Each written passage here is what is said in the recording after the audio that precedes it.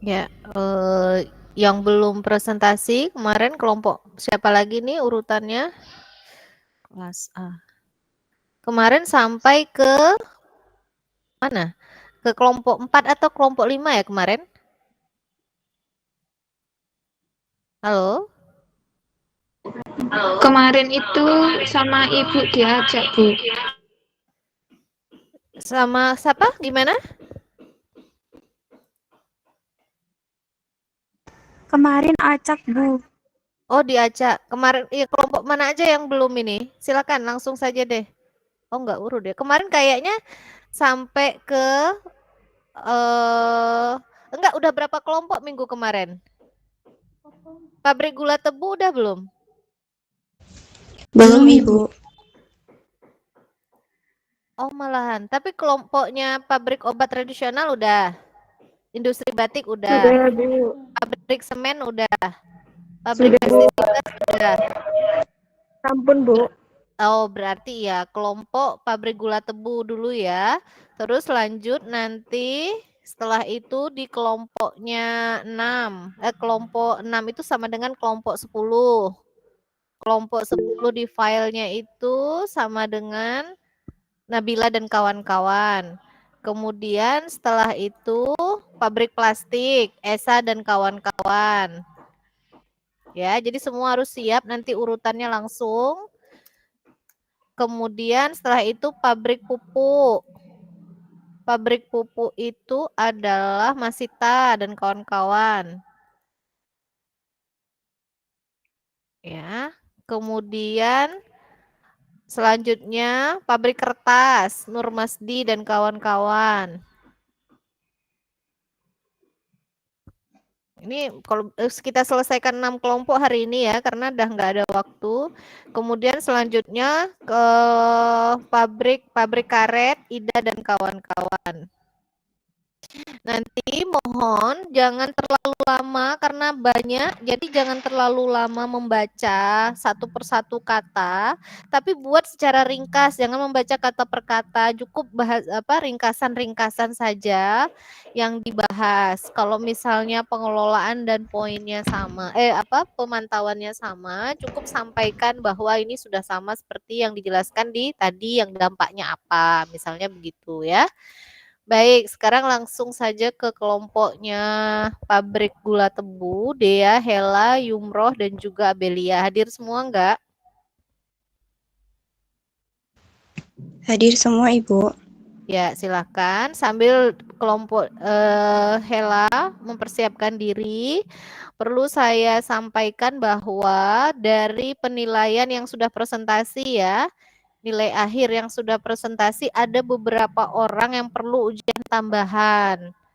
Ya, ada beberapa orang yang perlu ujian tambahan. Nanti saya sampaikan di akhir, di mana ujiannya itu nanti terdiri dari yang ya kemungkinan satu nilai UTS-nya tidak maksimal, sehingga ya harus belajar materi-materi UTS.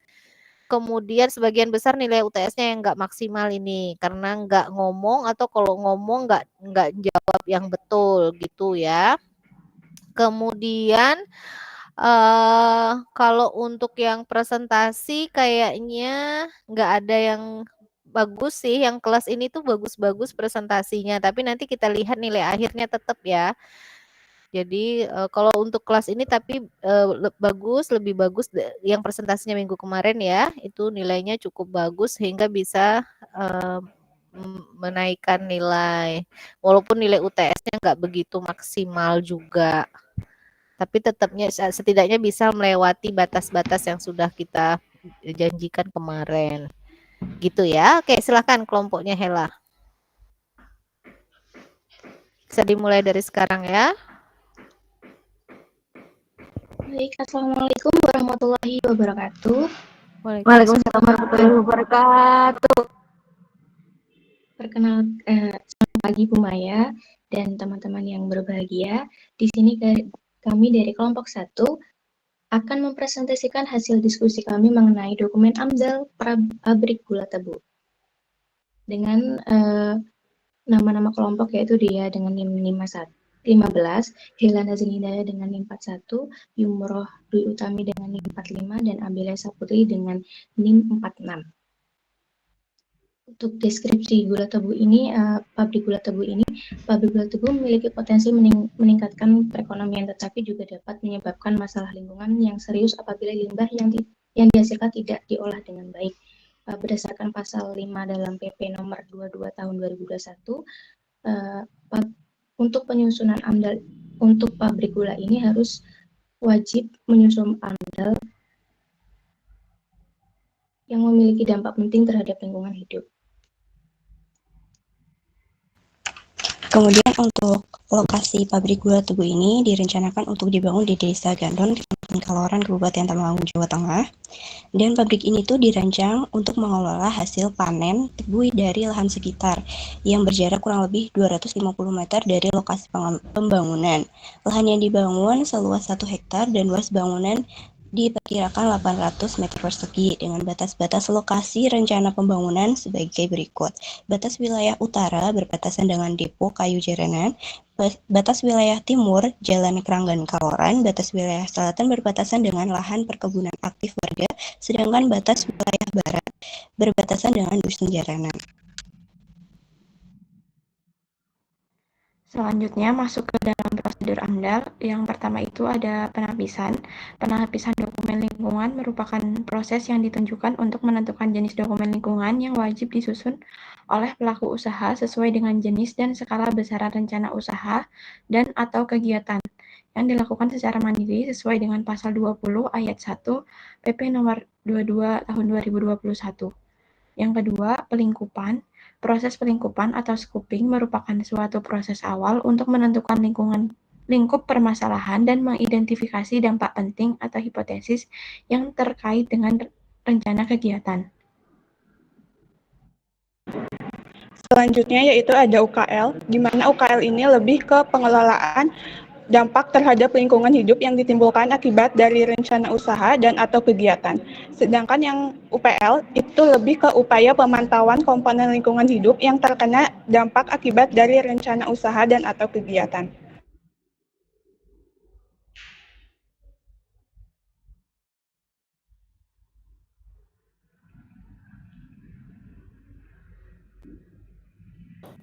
Mana nih yang lainnya? Ayo jangan lama-lama, hilang suaranya. Usahakan nggak ada yang lambat begitu ya prosesnya ya, karena ini ada 6 kelompok. Next, kemudian pada prosedur AMDAL, pada kegiatan prakonsumsi, pertama survei awal, rona lingkungan awal yaitu lahan vegetatif tertutup pohon sedang hingga tinggi, kemudian rona akhir yaitu vegetasi alami terganti bangunan, jalan, saluran, dan fasilitas pabrik. Dampaknya perubahan tata guna lahan membuat vegetasi alami hilang, meningkatkan nilai lahan dan infrastruktur. Besar dampaknya positif, negatif, kemudian rencana pengelolaan dilakukan buffer zona vegetatif dan melakukan reboisasi, kemudian rencana pemantauan, pengecekan kelangsungan hidup flora dan fauna pada zona vegetatif. Dampak lainnya yaitu meningkatkan nilai lahan dan infrastruktur yang memiliki dampak positif, penting positif, kemudian pengelolaannya dengan pembangunan pabrik bisa berjalan. Kemudian rencana pemantauan yaitu pengukuran lebar fisik zona vegetatif. Dampak lainnya mendapatkan data lingkungan dengan besar dampak penting positif, rencana pengelolaan pembangunan bangunan sesuai dengan rona lingkungan. Kemudian rencana pemantauan fungsi saluran dengan uji aliran air, inspeksi dan kebersihan serta kebocoran. Kemudian rona awal pada tanah tergarap kemungkinan terdapat degradasi unsur hara.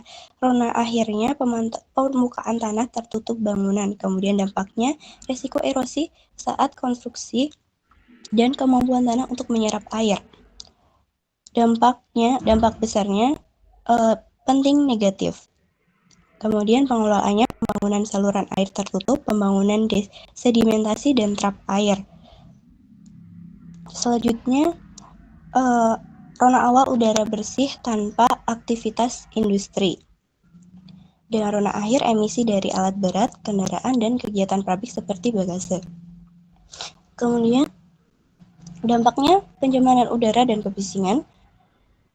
Besar dampaknya penting negatif dengan pengelolaan pemantauan rutin kualitas udara pembangunan scrubber. Kemudian pemantauannya lakukan uji udara ambien setiap 3 bulan sekali, pemantauan fungsi scrubber sesuai SNI 197117/2005 tentang metode pengukuran emisi gas buang dan Permen LHK nomor P5 Men LHK Setjen Kom 1/2/2014.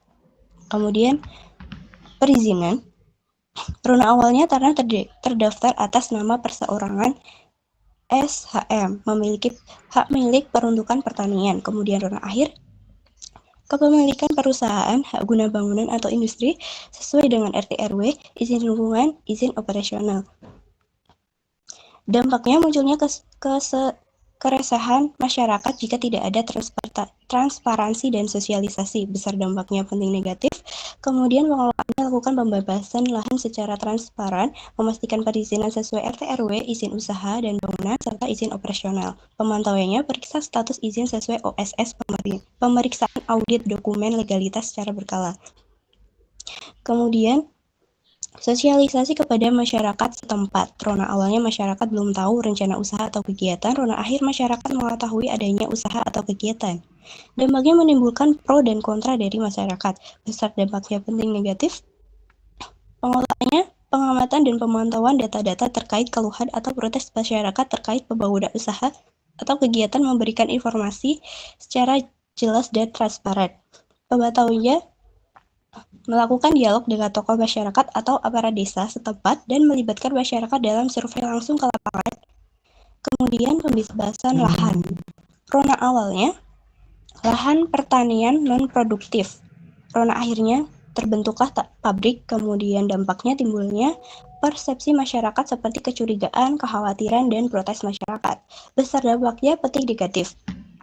Pengelolaannya membentuk pusat pengaduan masyarakat melalui joint survey jika terdapat permasalahan dengan masyarakat, berkoordinasi dengan aparat setempat.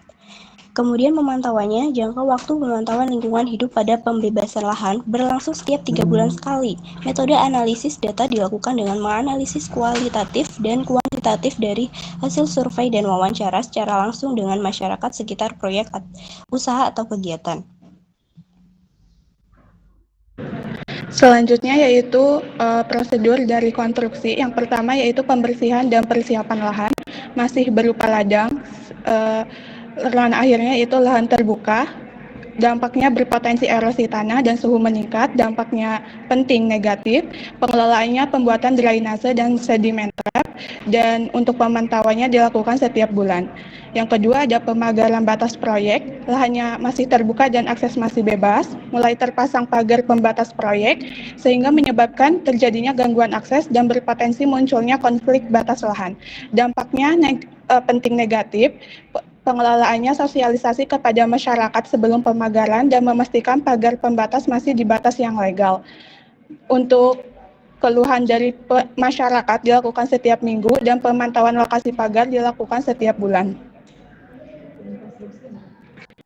Yang ketiga yaitu ada penerimaan tenaga kerja konstruksi, yaitu mayoritas penduduk masih warga setempat. Dan akhirnya masuk pekerja dari luar daerah, sehingga peluang ekonomi lokal meningkat dan potensi konflik sosial. Presentasi keberapa? Dampaknya bisa secara positif maupun negatif. Pengelolaannya yaitu dengan kode etik pekerja dan sanksi tegas dan prioritaskan perekrutan warga lokal. Untuk pemantauannya, patroli keamanan dilakukan setiap hari dan laporan kepegawaian dilakukan setiap hari dan setiap minggu untuk evaluasi. Yang keempat ada penyediaan tempat tinggal pekerja. Awalnya tidak ada tempat tinggal, mulai dibangun tempat tinggal sehingga menyebabkan penurunan kualitas sanitasi dan kebersihan lingkungan. Dampaknya penting negatif. Pengelolaannya pembangunan tempat tinggal di lokasi yang aman dan pemantauannya dilakukan setiap minggu. Selanjutnya ada operasi mes pekerja. Awalnya tidak ada aktivitas manusia, karena akhirnya mulai ada aktivitas manusia sehingga menyebabkan timbulnya limbah domestik seperti sampah atau air limbah. Dampaknya yaitu penting negatif. Pengelolaannya fasilitas sanitasi yang layak dan pemantauannya sanitasi dan pengelolaan sampah dilakukan setiap bulan. Selain itu dampaknya juga bisa menyebabkan kebisingan dan berpotensi konflik sosial. Selanjutnya ada mobilisasi alat berat, di mana lalu lintasnya masih normal, yang kemudian menyebabkan volume kendaraan berat dan kebisingan meningkat sehingga jalan menjadi cepat rusak, emisi gas buang dari alat berat, tumpahan bahan kimia saat parkir atau bongkar muat, dan risiko terjadinya kecelakaan. Dampaknya yaitu penting negatif, pengelolaannya yaitu pemeriksaan emisi kendaraan sebelum digunakan dan pelatihan penanganan tumpahan bahan kimia untuk operator. Untuk pemantauan uji emisi gas dilakukan setiap minggu, untuk pemantauan di lokasi parkir dilakukan setiap hari, dan untuk audit keselamatan pekerja dilakukan setiap minggu. Selanjutnya yaitu pengadaan dan pengangkutan material. Lalu lintasnya itu masih normal dan udaranya itu masih bersih. Lalu lintas dan polusi udaranya itu meningkat sehingga terjadi kemacetan, kebisingan, dan polusi udara meningkat. Dampaknya yaitu penting negatif, pengelolaannya mempertimbangkan waktu pengadaan dan pengangkutan material. Untuk pemantauannya dilakukan setiap minggu. Selanjutnya yaitu pembangunan drainase dan IPAL. Drainase masih alami dan belum ada IPAL, sehingga menyebabkan gangguan aliran air. Terus aliran akhirnya IPAL-nya mulai terbentuk sehingga menyebabkan gangguan aliran air dan dampak negatif dan dampak yang ditimbulkan yaitu dampak penting negatif, dan pengelolaannya itu pembangunan drainase mengikuti kontur tanah dan dilakukan pemantauannya setiap minggu untuk IPAL, dan saluran drainase dilakukan setiap bulan. Yang terakhir yaitu pembangunan pabrik, gudang, kantor, dan akses jalan. Lahan terbuka, aktivitas lingkungan tenang, dan kualitas udara serta suara masih dalam kondisi yang baik, sehingga mulai terbentuk bangunan, aktivitas manusia dan mesin meningkat, kualitas udara serta suara menurun. Dampaknya yaitu terjadi peningkatan kebisingan, pencemaran udara, potensi tumpahan bahan kimia, dan menimbulkan limbah padat konstruksi. Dampaknya yaitu penting negatif, pengelolaannya pemeriksaan alat berat, pelatihan penanganan tumpahan bahan kimia, serta memilah limbah sebelum dibuang ke TPS atau tempat pengelola limbah. Untuk pemantauannya, dilakukan uji sampling udara dan tingkat kebisingan dilakukan setiap bulan, dan pemantauan volume timbunan dan catatan pengangkutan limbah dilakukan setiap hari, dan rekapannya dilakukan setiap minggu. Pembuangan limbah konstruksi, awalnya tidak ada limbah konstruksi, kualitas tanah masih dalam kondisi baik, dan akhirnya adanya tumpukan limbah konstruksi yang menyebabkan pencemaran tanah dan mengganggu estetika. Dampaknya yaitu penting negatif, dan untuk pengelolaannya yaitu memilah limbah konstruksi, membuat TPS khusus proyek dan diberi penutup atau pagar, atau bisa juga buang limbah konstruksinya ke TPA. Terus untuk pemantauannya dilakukan setiap minggu dan dilakukan pengujian pH pada tanah setiap bulan. Selanjutnya pada tahap operasi, kegiatan yang pertama itu ada penerimaan tenaga kerja operasi. Pada rona awal, penduduk lokal masih bekerja di sektor informal sekitar kawasan. Rona akhirnya, jumlah penduduk bertambah signifikan karena pekerja dari luar daerah. Dampaknya, lapangan kerja baru bagi masyarakat lokal dan terdapat tekanan fasilitas sosial akibat pendatang baru. Besar dampaknya, ada dampak penting positif dan dampak penting negatif. Jagain laptop gue dong, Untuk rencana pengelolaannya, sosialisasi kepada masyarakat sejak awal dan menyediakan fasilitas penunjang seperti air bersih dan listrik. Untuk pemantauannya, melakukan pengecekan fasilitas umum setiap 3 bulan sekali. Kegiatan selanjutnya yaitu pengangkutan tebu, di mana rona awalnya lalu lintas kendaraan berat rendah, kualitas jalan masih baik.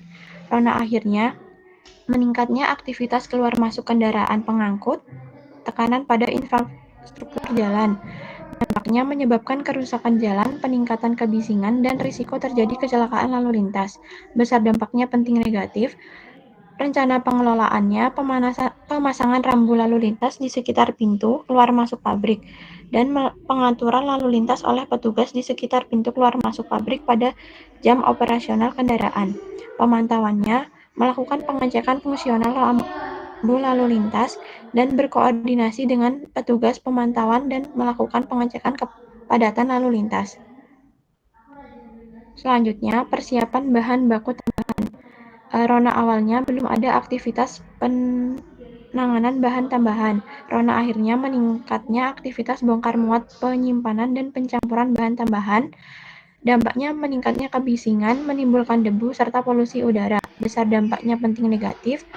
Rencana pengelolaannya penutupan area pabrik saat melakukan bongkar muat bahan berdebu.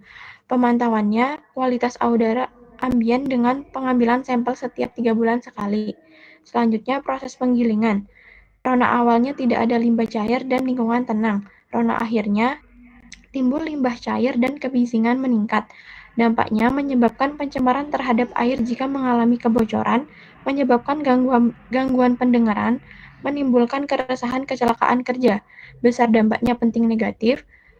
Pengelolaannya, sistem drainase tertutup dan pemeliharaan mesin, memasang alat peredam suara di area ruang produksi untuk meminimalisir kebisingan suara, dan menyediakan APD serta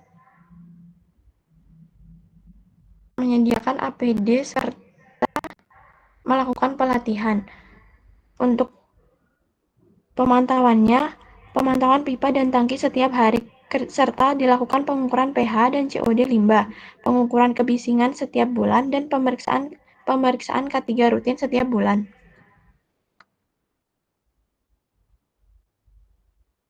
Selanjutnya proses pemurnian. Rona awalnya kualitas udara normal, rona akhirnya emisi gas SO2 meningkat, dampaknya menyebabkan pencemaran udara. Besar dampaknya penting negatif. Pengelolaannya instalasi scrubber gas SO2, pemantauannya SO2 udara ambien setiap 3 bulan sekali. Selanjutnya proses penyaringan. Rona awalnya tidak ada limbah padat, rona akhirnya timbul endapan limbah filter. Dampaknya muncul limbah padat non-B3. Besar dampaknya penting negatif. Pengelolaannya mengumpulkan residu filter, pemantauannya mencatat volume limbah padat harian. Selanjutnya kristalisasi. Rona awalnya kualitas udara normal, rona akhir adanya uap panas dan kebisingan. Dampaknya menyebabkan polusi termal dan meningkatkan kebisingan. Besar dampaknya penting negatif. Pengelolaannya adanya alat peredam suara, isolasi pipa uap, dan pengaturan suhu dan ventilasi. Pemantauannya dilakukan pemantauan suhu lingkungan dan tingkat kebisingan setiap bulan. Selanjutnya penyimpanan gula. Rona awalnya gudang masih kosong, bersih, dan teratur. Rona akhirnya gudang mulai terisi produk gula. Dampaknya potensi timbulnya pencemaran produk jika tumpukan tidak terkendali. Besar dampaknya penting negatif. Pengelolaannya penataan gudang yang rapi, ventilasi yang cukup, dan menerapkan sistem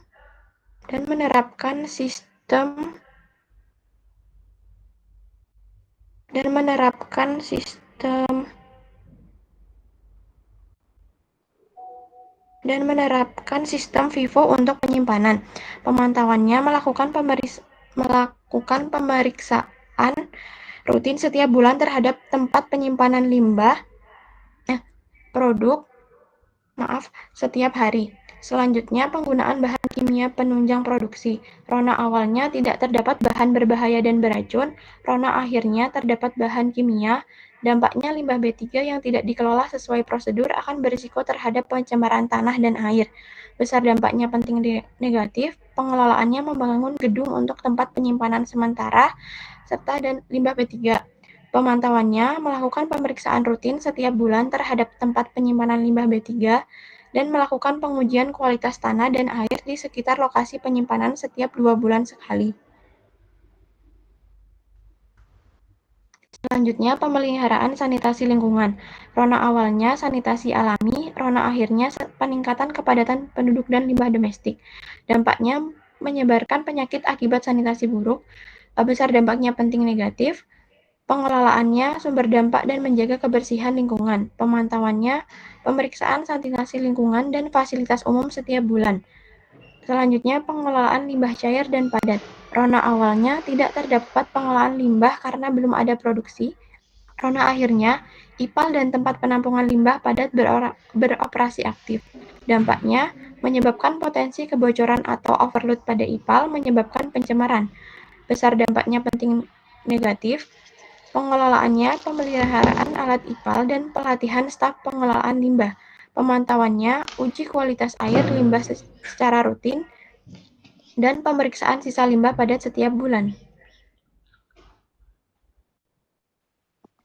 Untuk tahapan yang selanjutnya yaitu terdapat tahapan distribusi dan pasca operasi. Untuk tahapan distribusi ada distribusi gula ke pasar atau pabrik-pabrik, yaitu rona awalnya jalan sekitar masih sepi dan kendaraan besar jarang lewat. Kemudian rona akhirnya mulai sering ada truk pengangkut gula yang lalu lalang masuk dan keluar sehingga mengakibatkan jalan menjadi padat. Untuk dampaknya menjadi lebih macet, menyebabkan polusi udara, meningkatkan kebisingan dan dapat mengganggu kenyamanan warga sekitar.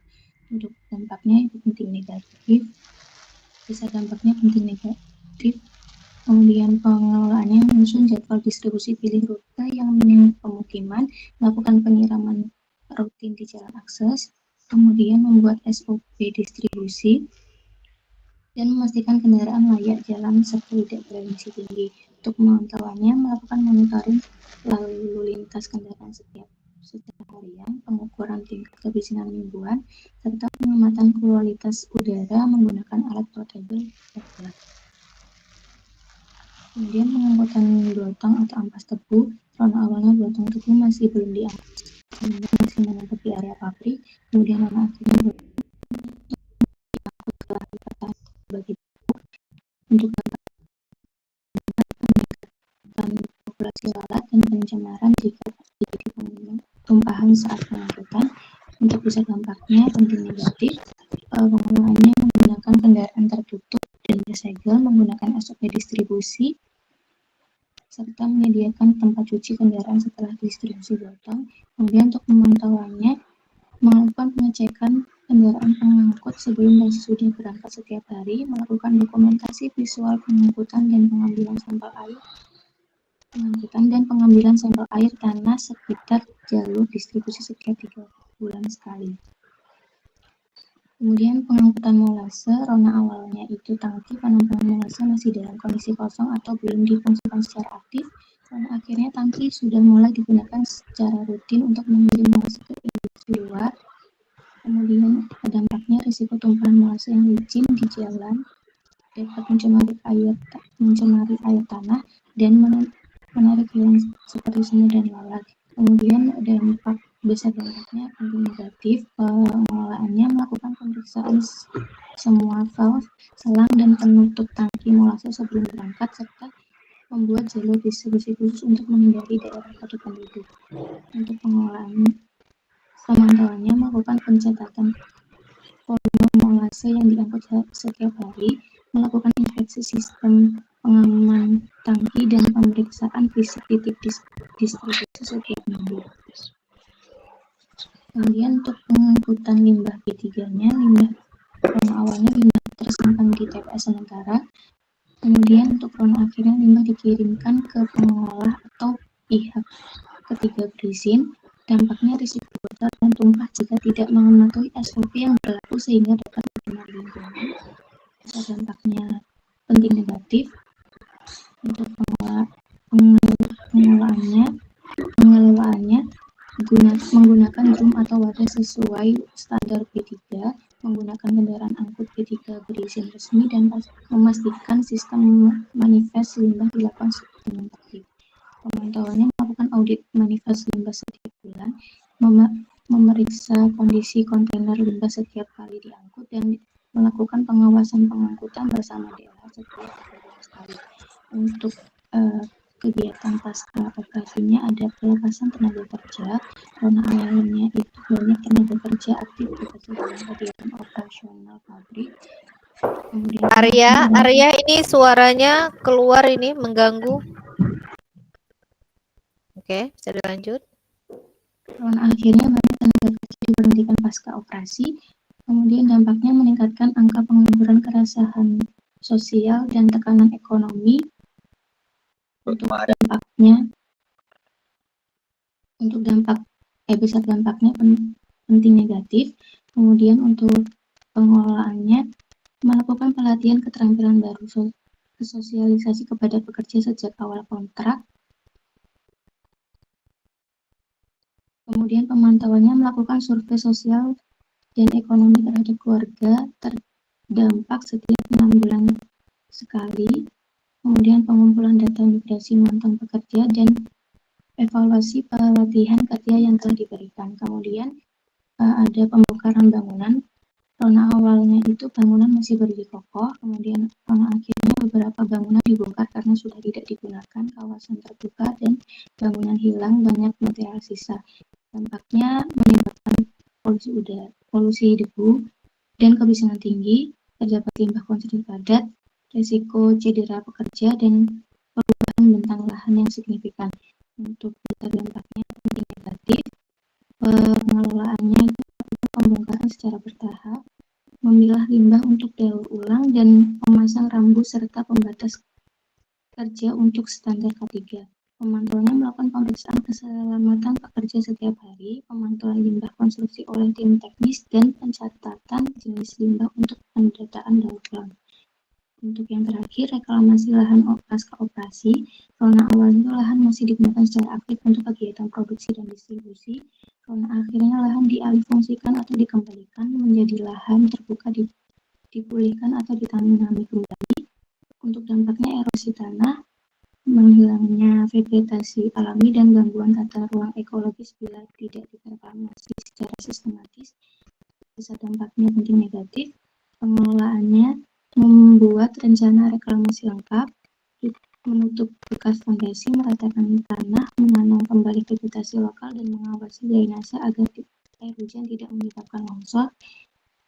Pemantauannya menggunakan drone atau citra satelit untuk memantau perubahan tutupan lahan semesteran, dan melakukan uji lalu infiltrasi air dan survei visual vegetasi pasca reklamasi tiap 6 bulan sekali. Sekian presentasi dari kelompok kami, kurang lebih mohon maaf. Wassalamualaikum warahmatullahi wabarakatuh. Ya, waalaikumsalam warahmatullahi wabarakatuh. Baik, selanjutnya kelompok berikutnya. Silakan, tadi sudah saya tentukan ya kelompoknya. Siap-siap. Nabila, Imro'atul, Dela, dan Lu'lu. Sudah? Ya, oke, silakan.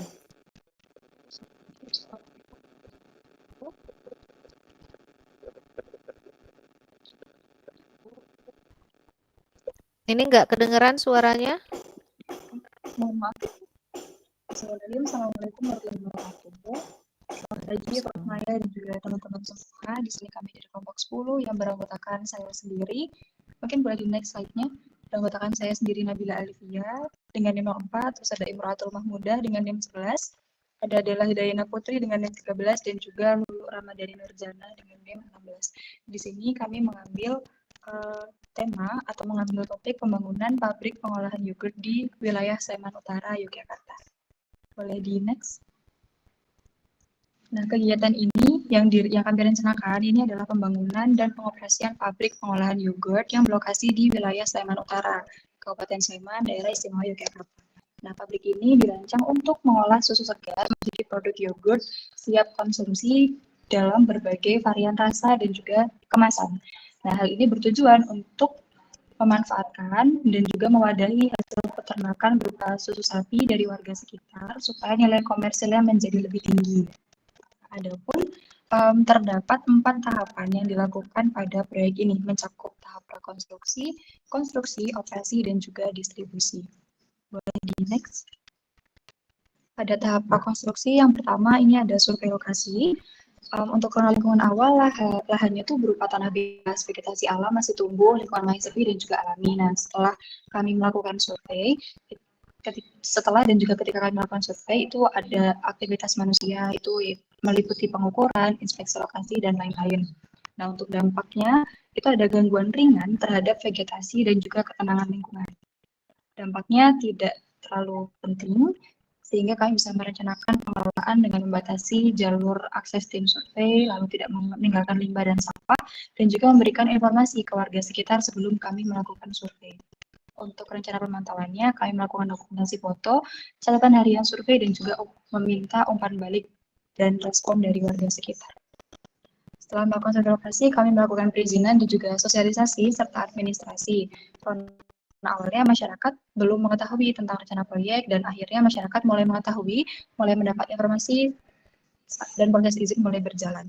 Di sini sudah mulai muncul persepsi sosial di masyarakat, baik itu persepsi negatif dan juga perspektif yang positif. Untuk dampaknya penting, sehingga kami merencanakan pengelolaannya dengan melakukan sosialisasi terbuka, dengan melibatkan tokoh-tokoh masyarakat, dan juga yang pasti adalah menyediakan forum aspirasi untuk masyarakat. Selanjutnya adalah rencana pemantauan. Untuk tahap ini yaitu membuat komprehensi proses konsultasi publik dan juga memonitoring respon dari masyarakat.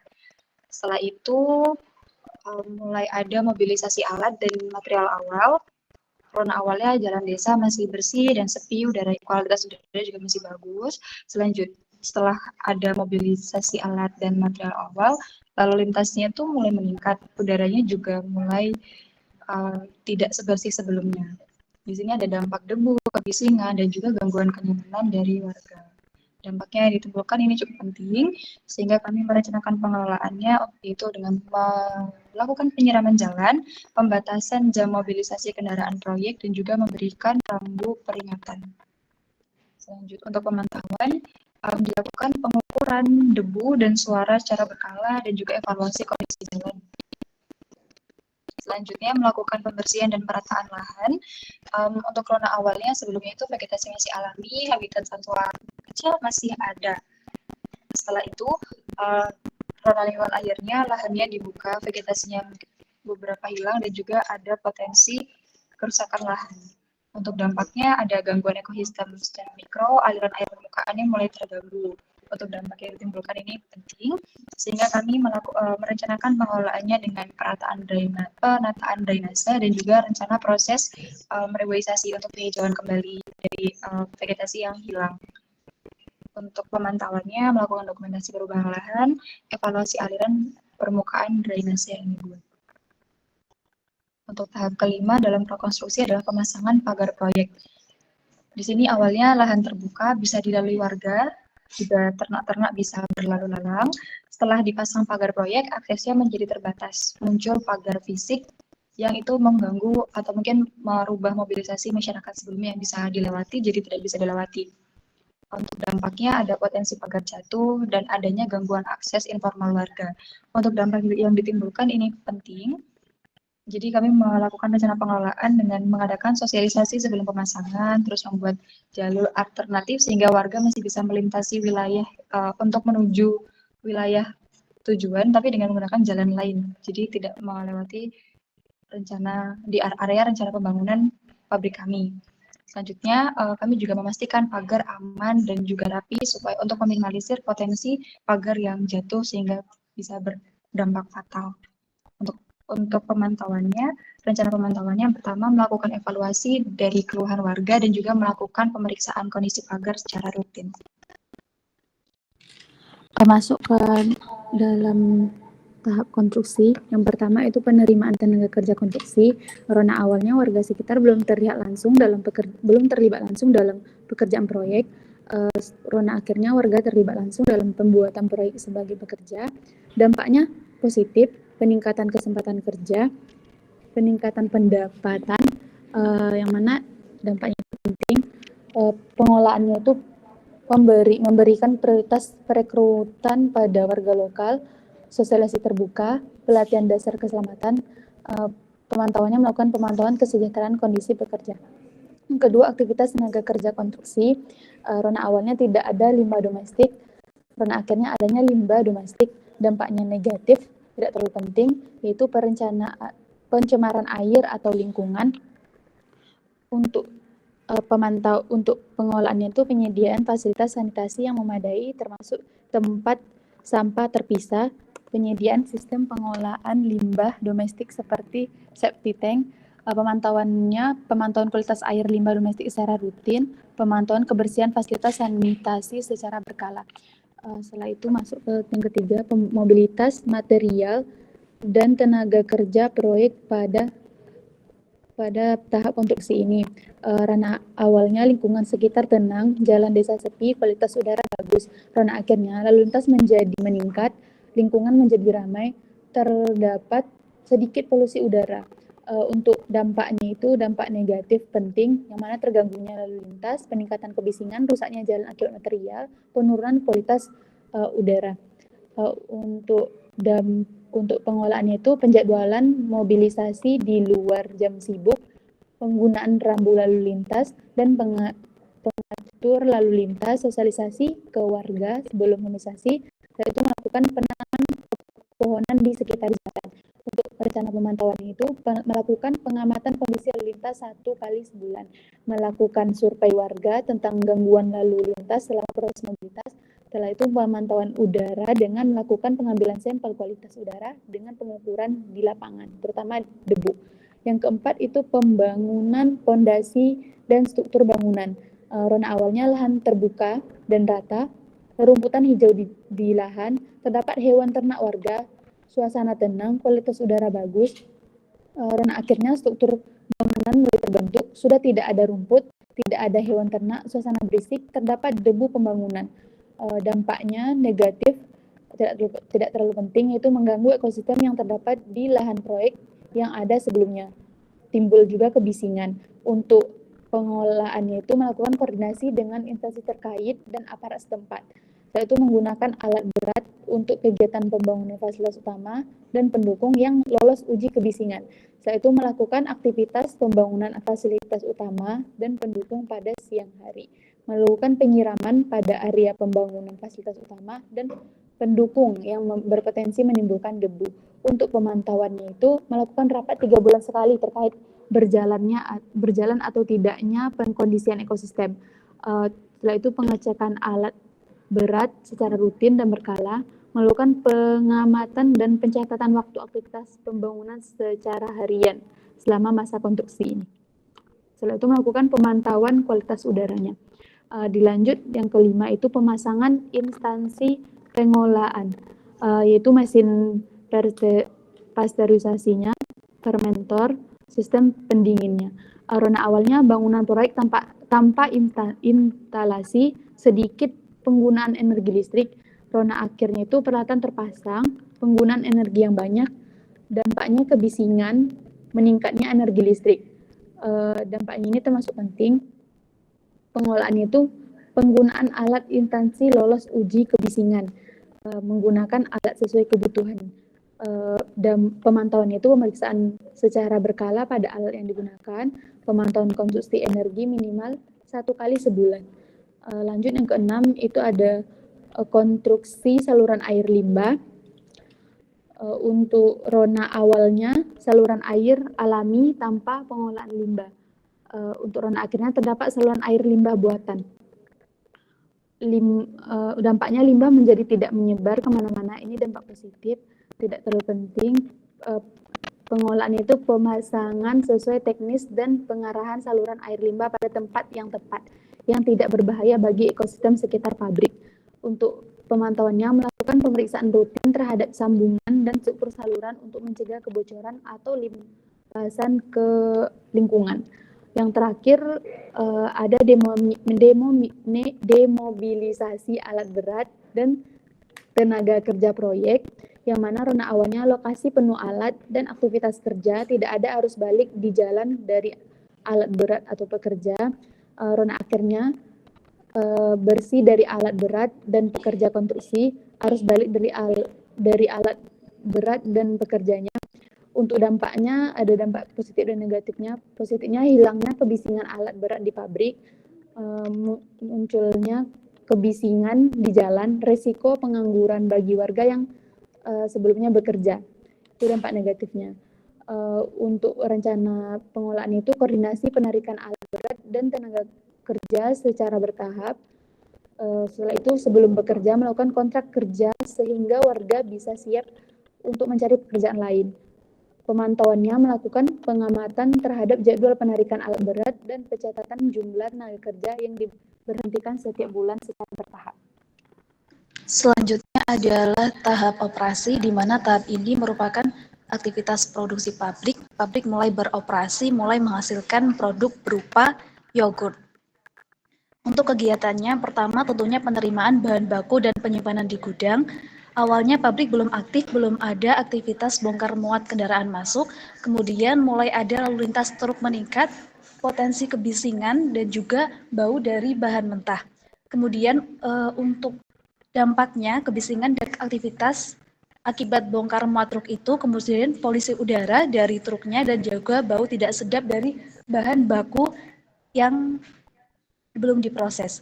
Kemudian untuk dampaknya tidak penting, besaran untuk rencana pengelolaannya, pembatasan waktu bongkar muat untuk mengurangi kebisingan, menjaga kebersihan area penyimpanan bahan baku untuk mencegah bau, kemudian pemantauannya dipantau kebisingannya dengan alat pengukur kebisingan secara berkala, kemudian pemantauan kualitas udara di area penyimpanan bahan baku.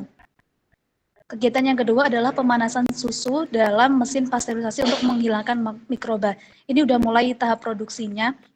Kemudian awalnya tidak ada aktivitas pemanasan skala industri, mulai ada emisi panas dan uap dari si mesin itu, kemudian tentunya energinya meningkat.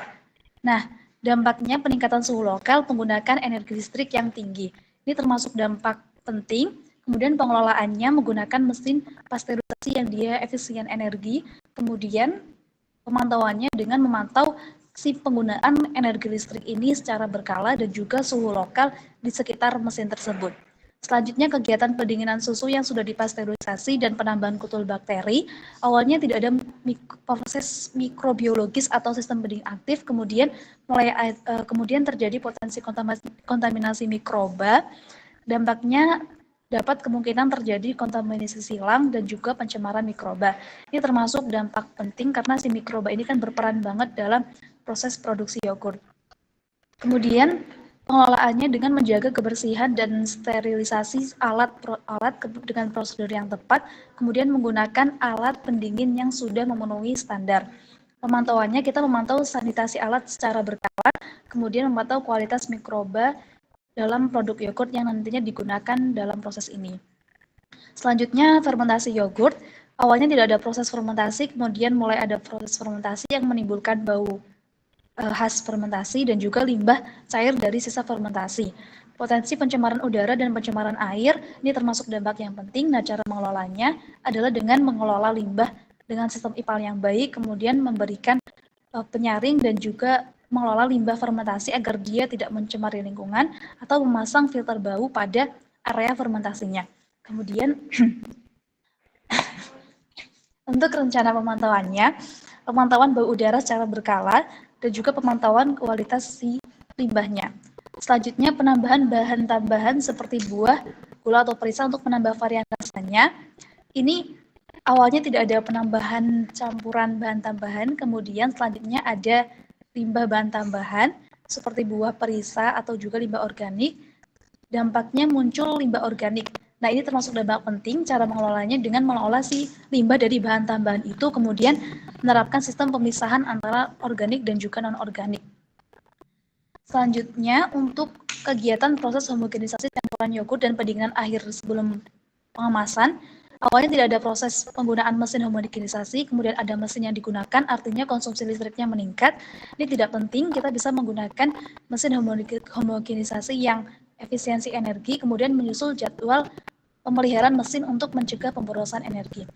Kemudian pemantauan penggunaan energi secara berkala dan juga pemantauan suhu di sekitar mesin. Selanjutnya, pengemasan yogurt. Di sini tidak ada, sebelumnya tidak ada aktivitas pengemasan atau packing, kemudian mulai ada aktivitas, artinya nantinya akan ada limbah yang dihasilkan. Ini termasuk dampak penting, caranya dengan meminimalisasi bahan kemasan, jadi ukurannya optimal, tidak berlebihan. Nantinya jika ada kemasan yang rusak, itu dikumpulkan, dipisahkan dan didaur ulang. Kita juga bisa bekerja sama dengan pihak ketiga seperti bank sampah atau pengepul atau LSM untuk terkait daur ulang kemasan produknya. Untuk rencana pemantauannya, monitoring harian, jumlah limbah, kemudian catatan kerjasama dengan pihak yang kita ajak kerjasama untuk daur ulang. Selanjutnya, penyimpanan produk yogurt di cold storage. Itu awalnya belum ada cold storage yang beroperasi, kemudian setelah ada yang beroperasi, artinya energi listriknya meningkat. Dampaknya, emisi gas pendingin dan juga konsumsi energi listrik meningkat. Ini tidak penting, kita melakukan pengelolaan dengan pemeliharaan rutin pada alat untuk mencegah kebocoran. Kemudian pemantauannya memantau energi listrik pada sistem pendingin dan juga memantau kebocoran alat. Selanjutnya, kegiatan pengelolaan limbah cair dari proses produksi. Pada saat proses produksi tentu akan menghasilkan suatu limbah. Awalnya belum ada limbah, akhirnya ada limbah. Nah, limbah ini harus dikelola dengan baik untuk mengurangi potensi pencemaran lingkungan. Ini termasuk penting. Caranya adalah dengan membangun sistem IPAL yang baik, kemudian menyusun prosedur terkait pemisahan limbah. Nah, rencana pemantauannya, pemantauan kualitas air limbah yang keluar, kemudian pemantauan pengelolaan limbah sesuai standar. Selanjutnya, penggunaan air dan energi dalam proses produksi. Awalnya konsumsi air belum terlalu banyak, akhirnya semakin banyak konsumsi air dan juga listrik saat proses produksi. Ini meningkatkan konsumsi air dan juga listrik. Ini dampak penting, kita menggunakan teknologi hemat energi pada mesin dan sistem pendingin. Kita juga memantau konsumsi si energi dan air yang kita gunakan secara berkala. Karena sudah mulai produksi, tentunya juga sudah ada pegawai. Selanjutnya adalah kegiatan pegawai dan sanitasi di area pabrik tersebut. Awalnya belum ada limbah domestik, kemudian ada sampah makanan dan juga limbah domestik lainnya yang berpotensi menimbulkan pencemaran. Nah, ini termasuk penting, kita bisa menyediakan fasilitas sanitasi yang memadai, kemudian menyediakan sistem pengolahan air limbah domestik seperti septic tank. Pemantauannya dengan pemantauan kualitas air limbah dan juga pemantauan kebersihan fasilitas sanitasi secara berkala. Selanjutnya, karena di sini banyak mesin-mesin yang digunakan saat proses produksi, ada kegiatan pemeliharaan alat dan juga mesin. Awalnya belum ada kegiatan yang dia secara berkala memelihara peralatan, kemudian terdapat kemungkinan setelah ada pemeliharaan, ada limbah yang dihasilkan seperti oli, pelumas, suku cadang. Nah, ini dampak penting. Cara mengelolanya adalah dengan menyusun prosedur pemeliharaan alat untuk minimalkan limbah B3, kemudian menyediakan tempat khusus untuk pengumpulan dan pengelolaan limbah B3. Nah, rencana pemantauannya adalah pemantauan pengelolaan limbah B3 secara berkala dan juga pemantauan kegiatan pemeliharaan si alat dan mesin sesuai jadwal yang sudah ditentukan. Untuk selanjutnya itu distribusi. Untuk kegiatan yang pertama itu pengangkutan produk hasil produksi menggunakan kendaraan logistik. Awalnya, volume lalu lintas di jalan sekitar rendah, emisi udara di bawah baku mutu tingkat kebisingan normal. Untuk zona akhirnya itu meningkatnya volume kendaraan logistik, emisi gas buang meningkat, kebisingan meningkat dan potensi kemacetan dan risiko kecelakaan lalu lintas. Lalu, untuk apakah suara saya masuk? Masuk dulu. Nah, selanjutnya untuk dampaknya itu pencemaran udara, yang kedua peningkatan kebisingan, yang ketiga itu kemacetan lalu lintas, dan yang keempat itu risiko kecelakaan lalu lintas. Untuk besaran dampaknya itu penting. Untuk rencana pengolahannya itu menggunakan kendaraan logistik yang terawat dan memenuhi standar emisi, dan juga penjadwalan distribusi di luar jam sibuk, perhatian sopir terkait, dan penggunaan rute distribusi yang efisien. Untuk pemantauannya itu pengukuran kualitas udara, pemantauan tingkat kebisingan di titik padat lalu lintas, dan juga pencatatan volume, dan juga laporan kecelakaan atau gangguan distribusi. Untuk yang kedua itu kegiatan aktivitas bongkar muat produk di lokasi tujuan distribusi. Untuk zona awalnya, aktivitas lokasi berjalan normal tanpa gangguan signifikan. Untuk zona akhirnya, meningkatnya frekuensi aktivitas bongkar muat, berpotensi pertumpahan produk dan gangguan lalu lintas lokal. Selanjutnya untuk dampaknya itu kemacetan lokal, potensi kecelakaan kerja, dan juga tumpahan bahan yang dapat mencemari tanah dan air. Terus untuk besaran dampaknya penting, rencana pengelolaannya itu pemantauan area bongkar muat agar tidak mengganggu lalu lintas umum, SOP kegiatan bongkar muat, dan juga penggunaan alat bantu bongkar muat untuk yang aman dan sesuai standar K3. Selanjutnya untuk pemantauannya itu observasi harian kepatuhan SOP bongkar muat. Yang kedua pemeriksaan insiden kecelakaan atau gangguan teknis, dan yang ketiga itu kelaporan rutin pelaksanaan K3 di lapangan. Yang ketiga kegiatannya itu pemeliharaan kegiatan kendaraan distribusi. Awal terdapat pemeliharaan intensif dan timbulan limbah B3 minimal. Tiga, dan akhirnya itu munculnya limbah B3 dan potensi tumpahan atau kebocoran bahan berbahaya. Dampaknya itu pencemaran tanah dan akhir akibat limbah B3 dan juga risiko kesehatan bagi pekerja. besaran dampaknya penting. Pengolahannya itu pengolahan limbah P3 sesuai dengan PP nomor 101 tahun 2014. Dan juga penyimpanan secara sementara limbah P3 di tempat yang khusus dan yang kedap dan aman. Yang ketiga, kerjasama dengan pihak ketiga berizin untuk pengangkutan dan pemusnahan limbah B3. Yang terakhir, pelatihan teknisi mengenai penanganan limbah berbahaya. Untuk rencana pemantauannya yaitu pencatatan dan jenis limbah B3 secara berkala, audit internet kepatuhan pengolahan limbah, dan juga pemeriksaan rutin kondisi di tempat penyimpanan limbah. Yang keempat itu kegiatannya penggunaan bahan bakar untuk distribusi. Warna awalnya kualitas udara ambien dalam baku mutu dan konsumsi BBM normal. Warna akhirnya meningkatnya konsumsi BBM dan serta emisi karbon meningkat. Dampaknya itu peningkatan emisi gas rumah kaca, konsumsi sumber daya tidak terbarukan, dan biaya operasional meningkat. Besaran dampaknya itu penting. Pengolahannya itu optimalisasi rute dan waktu pengiriman untuk efisien BBM, manajemen logistik berbasis digital, dan menggunakan kendaraan hemat energi untuk hibrid jika memungkinkan. Untuk pemantauannya itu pemantauan konsumsi BBM setiap armada, pelaporan emisi, dan juga evaluasi efisiensi bahan bakar secara berkala. Yang terakhir, kegiatan dampak sosial masyarakat akibat distribusi. Ranah awalnya tuh masyarakat tenang, aktivitas ekonomi lancar. Ranah akhirnya tuh ketidaknyamanan akibat kebisingan, polusi, dan lalu lintas yang tinggi. Dan dampak yang terjadi yaitu keluhan masyarakat, penurunan kualitas hidup lokal, dan potensi konflik sosial. Besaran dampak itu penting. Sosialisasi kegiatan, dan adapun pengolahannya itu sosialisasi kegiatan distribusi sejak awal proyek dan membuat wadah aduan warga melalui telepon, web, dan surat. Untuk pemantauannya itu dokumen aduan masyarakat, survei kepuasan dan kenyamanan warga secara berkala, serta evaluasi efektivitas pengolahan sosial. Baik, setelah dipresentasikan bersama terkait analisis dampak pembangunan pabrik kami dari tahap prakonstruksi, konstruksi, operasi sampai distribusi. Di sini kami sama-sama berharap semoga pembangunan pabrik ini bisa memberikan kontribusi yang positif terhadap pertumbuhan ekonomi lokal, khususnya dalam pemberdayaan peternak sapi perah dan penciptaan lapangan kerja bagi masyarakat sekitar. Mungkin boleh di next slide. Sekian dari kami kelompok 10, kurang dan lebihnya mohon maaf. Terima kasih. Wassalamualaikum warahmatullahi wabarakatuh. Waalaikumsalam warahmatullahi wabarakatuh. Ya, terima kasih. Selanjutnya, kelompok berikutnya, kelompok Esa, Arya, Anissa, dan Rifai. Silakan. Halo? Baik, Bu. Baik, Ibu. Lengkap semua enggak? Hadir semua enggak? Iya, oke. Cek audio dulu semua, nanti ketika ngomong gilirannya malah nggak ada suaranya, bikin lama ya. Sambil di yang satu share screen, yang lain cek audionya. Hasan masuk, Ibu. Ya, yang lain? Iya, Bu. Anissa masuk, Bu. Ya, Esa? Esa yang mana nih, Esa? Esa yang share screen. Ya, suaranya mana? Bisa nggak suaranya? Nanti kalau presentasi gimana? Bisa, Ibu. Oke, silakan dimulai.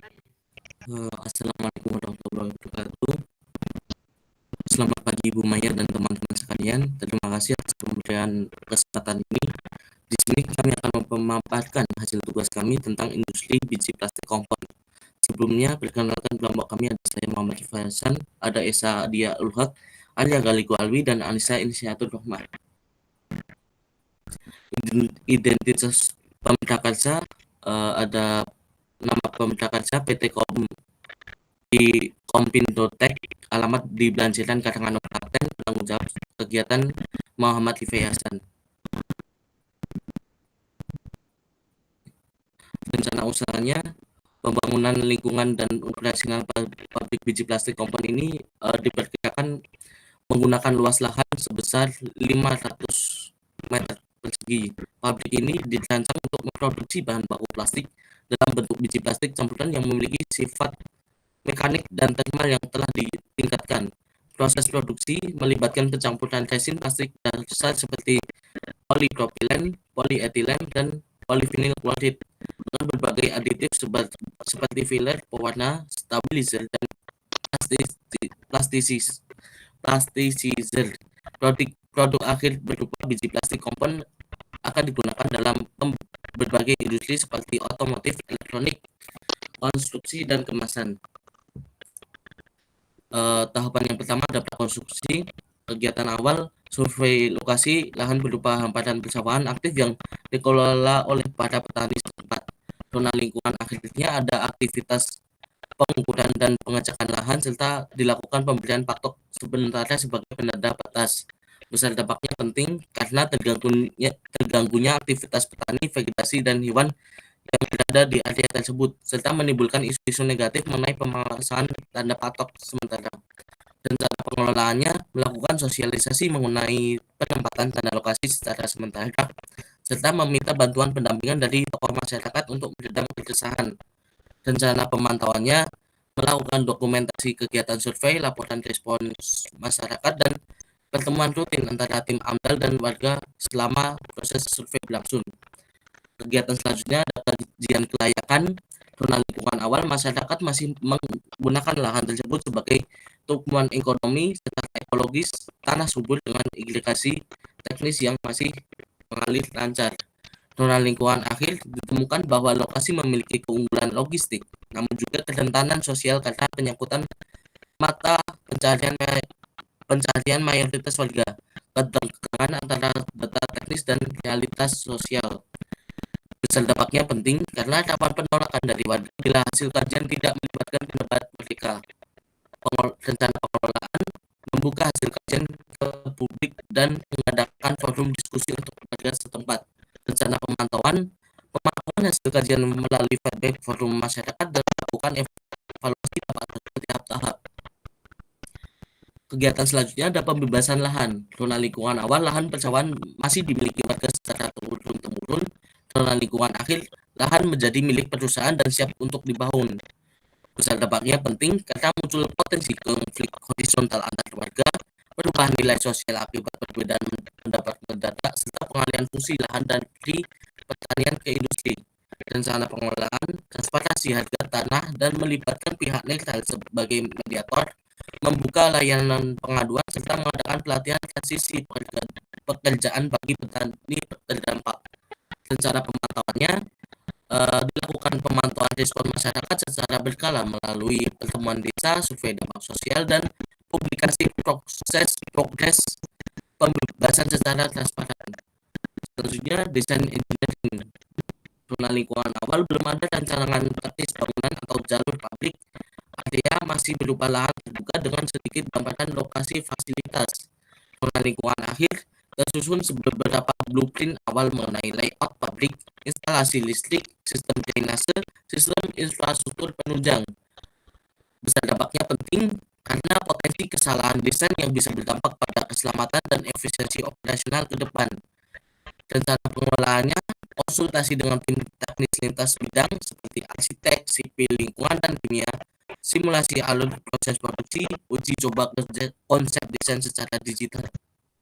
Rencana pemantauannya melakukan revisi desain berkala berdasarkan simulasi dan masukan teknis, validasi desain oleh auditor independen, dan pemberakasan setiap tahap besar. Kegiatan selanjutnya ada sosialisasi kepada masyarakat. Masyarakat sekitar belum mendapat informasi apapun mengenai rencana pembangunan. Timbul rumah yang simpang siur. Nah, lingkungan akhir, masyarakat mulai memahami rencana pembangunan pabrik dan dampaknya. Beberapa warga menunjukkan dukungan dan sebagian lainnya masih skeptis. Dampak besarnya penting karena kesenjangan informasi yang dapat memicu resistensi sosial, munculnya prasangka negatif terhadap perusahaan. Rencana pengelolaannya sosialisasi melalui pertemuan RT atau RW, penyebaran leaflet, pemasangan baliho, serta membuka ruang diskusi terbuka. Rencana pemantauan, kuesioner tingkat pemahaman warga, dokumentasi kegiatan sosialisasi. Tahapan terakhir pada prakonstruksi adanya penyusunan dokumen AMDAL, atau lebih tepatnya mulai menyusun dokumen AMDAL. Belum zona lingkungan awalnya belum ada dokumen resmi tentang rencana pengelolaan lingkungan serta masih tersebar dan belum terintegrasi. Zona lingkungan akhir dokumen AMDAL mulai tersusun berisi identifikasi dampak, rencana pengelolaan dan pemantauan serta rekomendasi teknis. Besar dampaknya penting karena risiko kekeliruan dalam identifikasi dampak, keterlambatan pengumpulan data, dan dapat menghambat proses perizinan. Rencana pengelolaannya, koordinasi lintas divisi, penyusunan timeline, dan konsultasi dengan instansi terkait. Rencana pemantauan, review dokumen secara bertahap oleh tim ahli, checklist kelengkapan dan konsistensi isi dokumen tiap minggu. Tahap selanjutnya yaitu tahap konstruksi, di mana kegiatan pertama penyediaan lahan dengan zona awalnya lokasi masih dengan vegetasi atau kondisi yang stabil dan masih alami. Zona akhirnya terbuka lahannya atau tanah gurun dan lahan siap untuk konstruksi. Dampaknya peningkatan potensi erosi dan sedimentasi, hilangnya vegetasi di area yang akan dibangun. Besar dampaknya penting, lalu rencana pengelolaannya dengan pemasangan fence dan check dam, pengelolaan topsoil, pembatasan area pembukaan lahan, serta penghijauan kembali area yang tidak terbangun. Rencana pemantauannya dengan pemantauan kondisi air pelarian, pengukuran kadar debu setiap 1 kali seminggu, pemantauan kondisi vegetasi di sekitar lokasi setiap 1 bulan, inspeksi efektivitas pengendalian erosi dan sedimentasi setiap hari. Selanjutnya kegiatan mobilisasi material bahan baku. Sama seperti yang sudah disampaikan kelompok selanjutnya, kelompok sebelumnya. Saya langsung pada rencana pengelolaan saja, yaitu mengatur mobilisasi di luar jam sibuk, penggunaan truk pengangkut yang layak jalan, penutupan truk pengangkut material, prosedur penanganan tumpahan, dan penyiraman jalan secara berkala. Untuk rencana pemantauannya, itu pengamatan kondisi lalu lintas setiap hari, pengukuran kadar debu dan kebisingan di sekitar jalur mobilisasi dilakukan 1 kali seminggu. Selanjutnya, mobilisasi alat berat. Kurang lebih sama dengan mobilisasi material bahan baku, jadi langsung pada penggalian dan penimbunan tanah saja. Zona lingkungan awalnya, kondisi tanah stabil dengan kontur tanah alami, kualitas air permukaan dan tanah baik, potensi vegetasi lokal dan drainase alami berfungsi. Zona akhirnya, area galian dan timbunan tanah terbentuk sehingga berubah kontur tanah, peningkatan kekeruan air harian akibat erosi, dan potensi gangguan drainase lokal. Dampaknya, peningkatan risiko erosi tanah dan sedimentasi, hilangnya vegetasi, penurunan kualitas permukaan akibat sedimentasi, dan dapat mengganggu habitat di sekitar galian tanah. Besar dampaknya itu penting. Rencana pengelolaannya dengan pembuatan saluran drainase sementara, pengelolaan air larian, pengelolaan tanah galian yang benar, penyiraman area kerja, penggunaan alat berat yang memenuhi standar yang berlaku, dan penimbunan serta pemadatan yang terstruktur. Untuk rencana pemantauannya, pemantauan kualitas air larian, pengukuran kadar debu dan kebisingan di area pekerjaan tanah dilakukan 1 kali seminggu. Pemantauan kondisi drainase di sekitar lokasi setiap hari. Kegiatan selanjutnya itu pembangunan pabrik produksi. Zona awalnya kondisi lahan terbuka, tidak ada limbah konstruksi, kualitas udara dan kebisingan normal di lokasi pembangunan. Zona akhirnya peningkatan debu dari aktivitas konstruksi seperti pengadukan semen, kebisingan akibat alat konstruksi, timbulnya limbah konstruksi, sisa material atau kemasan, dan struktur bangunan fisik berdiri. Dampaknya peningkatan kebisingan dan debu dari aktivitas konstruksi, limbah konstruksi, sisa material atau kemasan. Besar dampaknya itu penting. Rencana pengelolaannya dengan mengatur jam kerja untuk kegiatan bising, penyiraman area kerja, pengelolaan limbah konstruksi dengan pemilahan daur ulang dan pembuangan yang benar, serta penggunaan APD bekerja sesuai dengan standar. Rencana pemantauannya dengan pengukuran kebisingan, pemantauan kualitas udara setiap 1 minggu, lalu inspeksi pengelolaan limbah konstruksi 2 kali seminggu secara berkala. Kegiatan selanjutnya itu pekerjaan mekanik dan elektrikal. Rona awalnya belum ada instalasi mekanik dan elektrikal. Rona akhirnya terpasang instalasi listrik, air, ventilasi udara, dan lain-lain. Dampaknya potensi bahaya listrik atau kebocoran jika tidak sesuai standar yang ditetapkan. Besarnya tidak penting karena tidak menimbulkan perubahan yang signifikan terhadap lingkungan serta dapat dikelola dengan langkah yang standar. Rencana pengelolaannya, pemasangan instalasi sesuai standar dan oleh tenaga ahli di bidangnya, dilakukan pengujian instalasi sebelum operasional. Lalu rencana pemantauannya dengan inspeksi visual instalasi sebelum dioperasikan. Kegiatan yang terakhir yaitu pembangunan infrastruktur pendukung. Rona awalnya, lokasi area lahan terbuka atau sedang dalam masa pembangunan sesuai rencana infrastruktur. Kualitas udara dan kebisingannya pun masih rendah. Rona akhirnya terbangunnya jalan drainase, pagar, tempat parkir, serta peningkatan debu dan kebisingan selama pembangunan infrastruktur. Dampaknya perubahan tata guna lahan di dalam area proyek, peningkatan kebisingan dan debu selama pembangunan, serta potensi erosi dan sedimentasi. Besar dampaknya itu penting.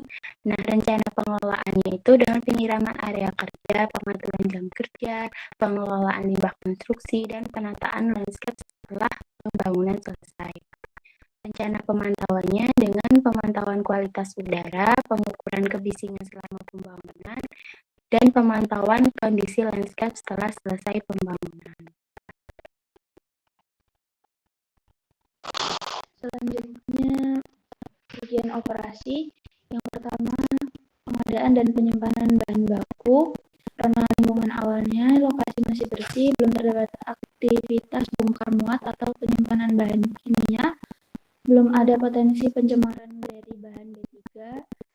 Lalu rona lingkungan akhirnya tersedia area penyimpanan bahan baku plastik dan zat adiktif yang sesuai, potensi tumpahan emisi debu ringan dan limbah plastik non B3 dari bahan baku yang disimpan, dan adanya peningkatan aktivitas forklift atau truk bongkar muat.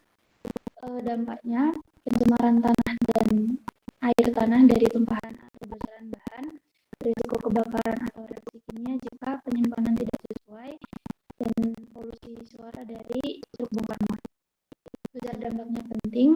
Lalu rencana pengelolaannya, gudang harus memenuhi standar K3L, SOP penanganan dan pelabelan barang, lalu penggunaan palet, truk, dan sistem FIFO, lalu sistem deteksi dan proteksi kebakaran, menyediakan penampungan untuk tumpahan bahan cair atau bubuk, dan pelatihan petugas. Lalu rencana pemantauannya dengan pengecekan berkala kondisi gudang dan bahan, pencatatan masuk atau keluar, log pemakaian dan stok bahan kimia, monitoring volume bahan B3 dan limbah B3, serta pemantauan suhu gudang. Yang kedua, ada tahapan produksi utama atau pencampuran awal premixing. Zona lingkungan awalnya lingkungan tanpa debu aktif dan kebisingan yang signifikan.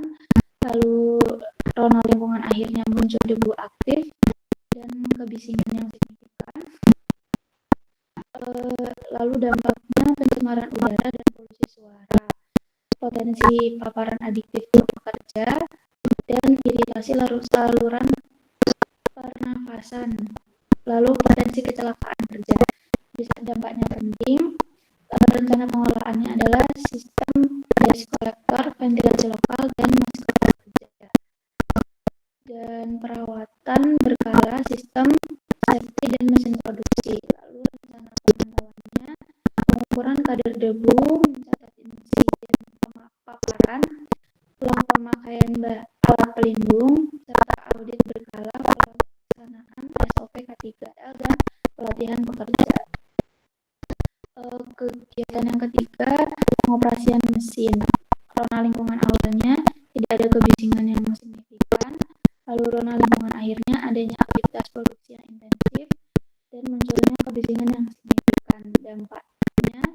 konsumsi energi dari mesin produksi, polusi suara, suhu ruangan meningkat, dan potensi kecelakaan kerja. Besar dampaknya tidak penting, lalu rencana pengelolaannya yang menggunakan peredam suara, skala mesin produksi, dan penggunaan ide. Pengetahuannya pengukuran kebisingan dan keluhan pekerja, serta audit skala pelaksanaan SOP K3L dan pelatihan pekerja. Lalu yang keempat ada proses compounding dengan mesin extruder. Karena lingkungan awalnya kondisi suhu ruangan stabil dan tidak bercampur dengan emisi dari mesin. Lalu karena lingkungan akhirnya meningkatnya suhu karena proses pelelehan plastik. Lalu pelepasan uap aditif, bau plastik panas, dan kebisingan tinggi dari mesin extruder. Dampak yang dihasilkan adalah emisi udara, uap atau VOC. Yang kedua, peningkatan suhu ruangan kerja, paparan termal, kontaminasi bahan kimia, dan potensi kecelakaan kerja. Besar dampaknya penting, rencana pengelolaannya yang pertama pemasangan ventilasi ekstraksi, scrubber, dan carbon filter. Kemudian pengadaan sistem pendingin ruangan, perawatan berkala sistem safety dan mesin produksi, serta SOP keselamatan termal. Lalu rencana pemantauannya, pemantauan VOC dan suhu ruangan, kemudian inspeksi alat keselamatan kerja, dan audit berkala melaksanakan SOP K3L dan pelatihan pekerja. Yang kelima, ada ekstruksi dan pendinginan. Zona lingkungan awalnya tidak ada air limbah.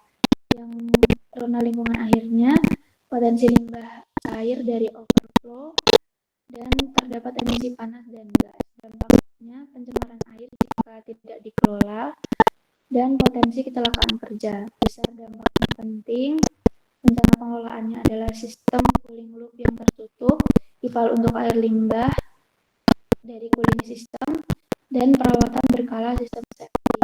Rencana pemantauannya, pemeriksaan kualitas pH, COD dan BOD dari air pendingin, volume penggunaannya, dan juga pembuangannya.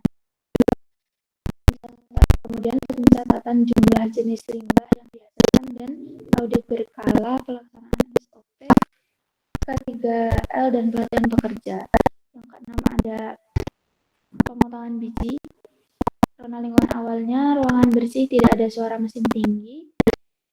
Zona lingkungan akhirnya kebisingan tinggi dari mesin pelletizer. Lalu ada serpihan dan sisa plastik dan timbulnya limbah padat. Dampaknya kebisingan yang mengganggu aktivitas pekerja. Lalu ada limbah plastik padat dan potensi kecelakaan kerja. Lalu besar dampaknya penting, rencana pengelolaannya adalah dengan pemasangan peredam suara dan pemisahan daur ulang scrap plastik. Rencana pemantauannya, pengukuran kebisingan dan keluhan pekerja, pencatatan jumlah dan jenis limbah yang dihasilkan. Kemudian sama seperti sebelumnya ada audit berkala pelaksanaan SOP K3L dan pelatihan pekerja. Yang ketujuh, pengeringan biji plastik. Zona lingkungan awalnya biji plastik masih lembab, zona lingkungan akhirnya udara panas dari mesin, kemudian debu aktif dari plastik. Nah, dampak yang ditimbulkan adalah konsumsi energi dari mesin dryer dan peningkatan suhu ruangan. Lalu besar dampaknya tidak penting, rencana pengelolaannya dengan menggunakan alat yang efisien energi serta sistem ventilasi yang baik. Kemudian rencana pemantauannya, pemantauan konsumsi energi dan suhu ruang pengering. Yang ke-8, quality control di laboratorium QC. Zona lingkungan awalnya tidak ada aktivitas uji di laboratorium.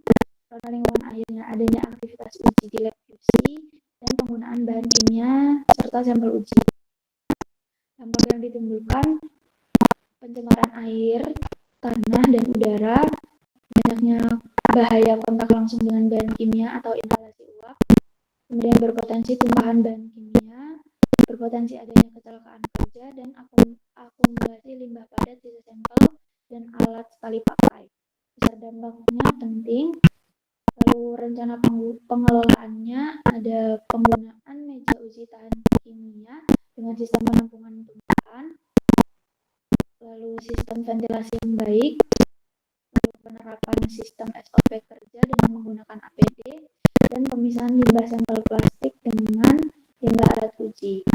Lalu rencana pemantauannya dengan pemeriksaan rutin saluran pembuangan dan area sekitar meja uji, dan lalu mencatat insiden tumpahan dan kebocoran serta audit penggunaan APD dan SOP keselamatan. Yang ke-9, pengelolaan limbah. Yang ke-9 sampai ke-11 itu tentang pengelolaan limbah. Masing-masing yang nomor 9 itu pengelolaan limbah padat plastik dari produk gagal, serpihan, dan potongan sisa. Zona awal lingkungan, limbahnya belum dipilah. Zona lingkungan akhir, timbunan limbah padat plastik yang sudah dipilah. Dampaknya adanya potensi tercecer jika tidak dikelola dengan baik. Dampak tidak penting, rencana pengelolaannya yaitu dengan pemisahan dan daur ulang internal, lalu penggunaan wadah yang tertutup dan juga pelabelan. Rencana pemantauannya adalah pencatatan jumlah dan jenis limbah yang dihasilkan tiap bulan. Yang ke-10, pengelolaan limbah B3, zona lingkungan awalnya, proses produksi yang menghasilkan limbah B3 yang belum ditampung, lalu zona lingkungan akhirnya, limbah B3 tersimpan di gudang B3 sementara. Dampaknya pencemaran tanah, air, dan lingkungan jika terjadi kebocoran. Besar dampaknya penting, rencana pengelolaannya adalah penyimpanan dilakukan dengan wadah tertutup dan diberi label, lalu tempat B3 harus terpisah dari ruangan lain dan beratap.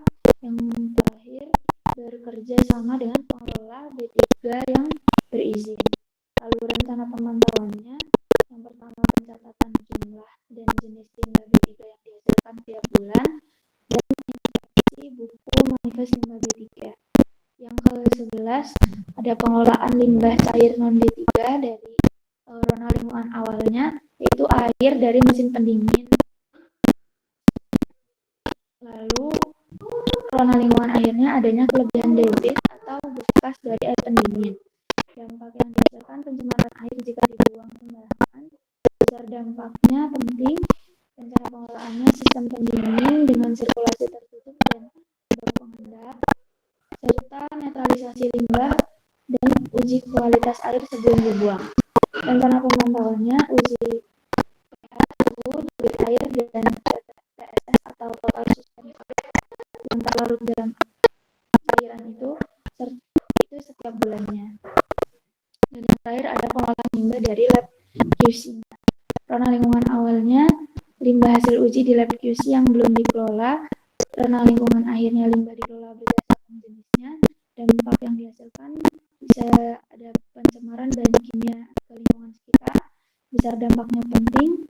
Lalu rencana pengelolaannya, pemisahan limbah dan labelisasi, serta disposal oleh pihak yang berizin. Rencana pemantauannya adalah pencatatan jenis dan jumlah limbah yang dihasilkan.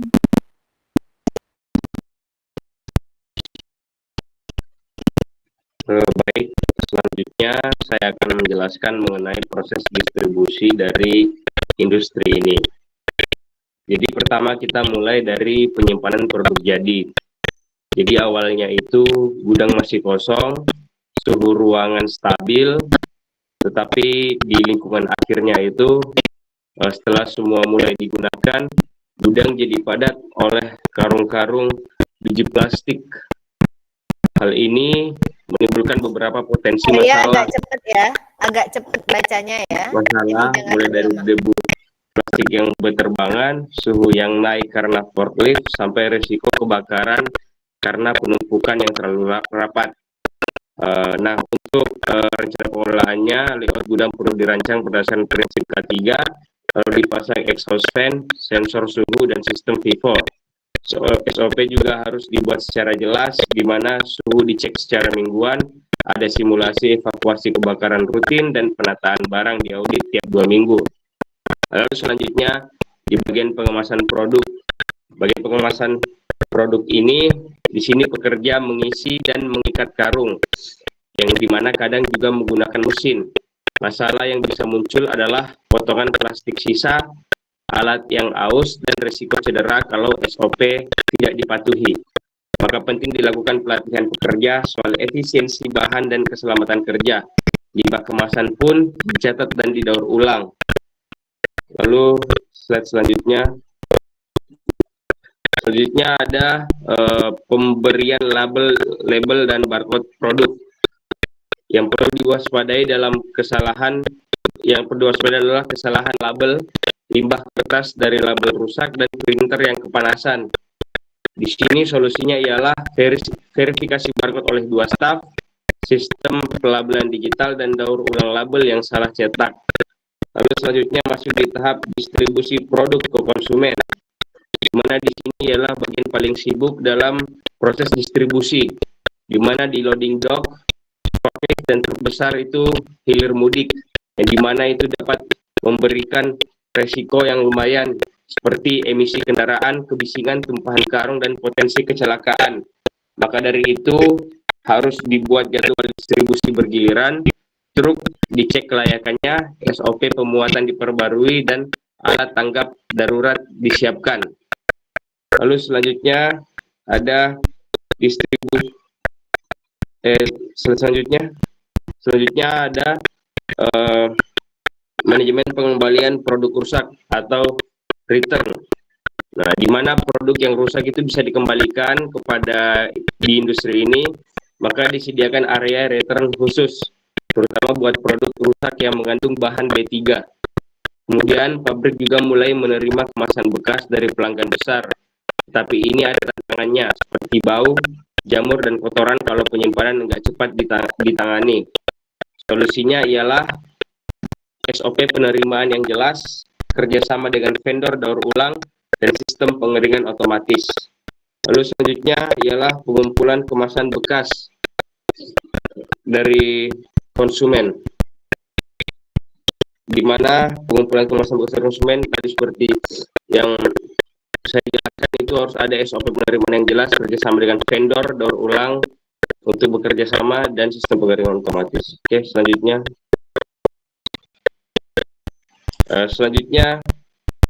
ialah pemeliharaan area logistik dan loading dock, di mana awalnya ini ketika fasilitas semua bersih, cat marka semua terlihat jelas, dan tidak ada kerusakan, tapi bisa saja pada akhirnya area logistik mengalami keausan, marka pudar, dan suara roda forklift mematul keras ketika itu sudah aus. Ini dapat menimbulkan risiko kecelakaan ketika itu bisa terjadi. Nah, di mana itu solusinya dapat dilakukan reprinting marka tiap 6 bulan, sampai pembersihan harian loading area, sensor getaran, dan kamera CCTV dipasang untuk monitoring kerusakan. Itu dapat dipantau dengan checklist fasilitas logistik harian, laporan kerusakan ditangani maksimal 3 hari, audit area loading dock tiap bulan. Lalu selanjutnya adalah pelaporan dan audit distribusi, di mana di situ membahas tentang pemeliharaan area logistik. Sistem pencatatan masih manual awalnya, yang dimana akhirnya dapat digunakan sistem digital, real time, dan terhubung ke manajemen pusat. Dampaknya risiko kehilangan data, keterlambatan pelaporan, dan kesalahan input manual.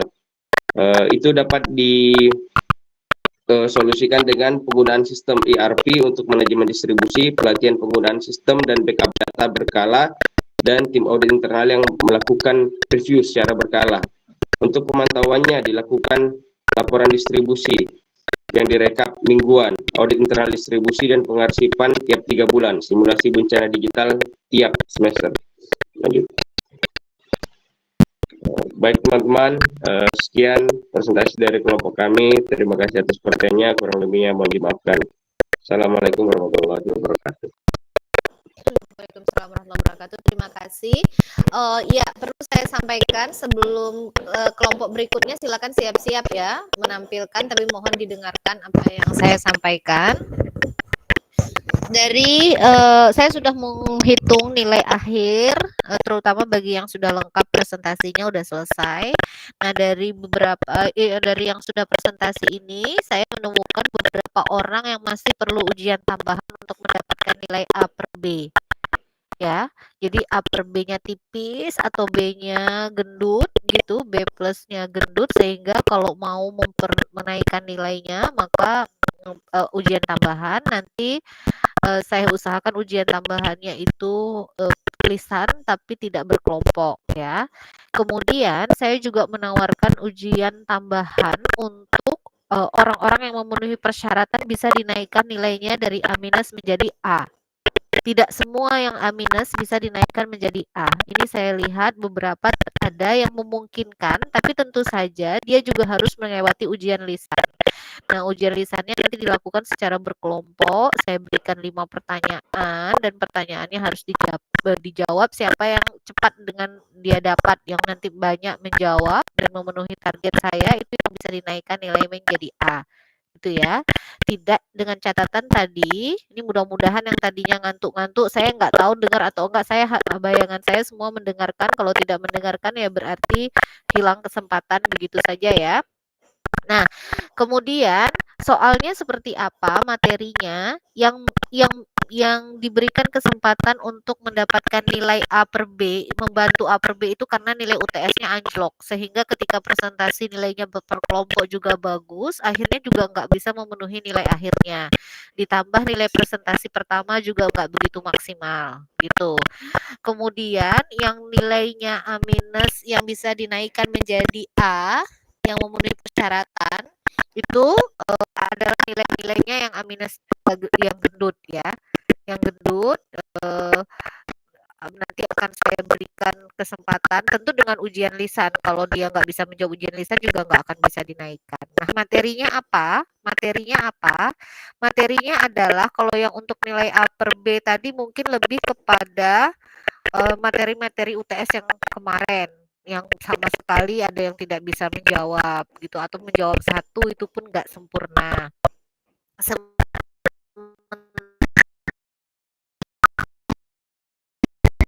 Sementara untuk nilai-nilai yang dinaikkan menjadi A, tapi beberapa orang yang nanti saya sebutkan nama-namanya yang bisa dinaikkan A minus menjadi A dan mau, tapi kalau nggak mau juga nggak apa-apa.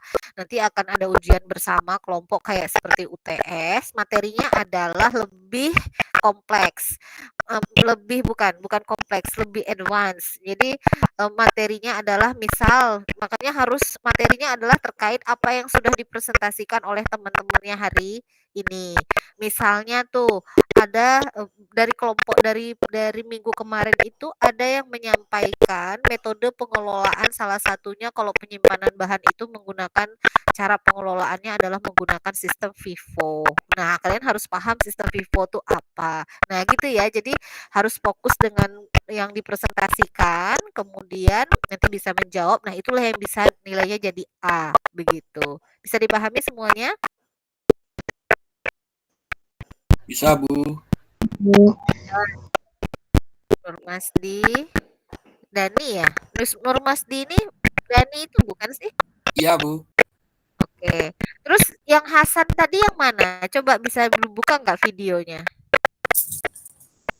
Saya, Ibu. Hasan, coba. Saya agak-agak takut salah lihat. Lihat wajahnya mana? Oh, bentar, Bu. Bentar, Bu.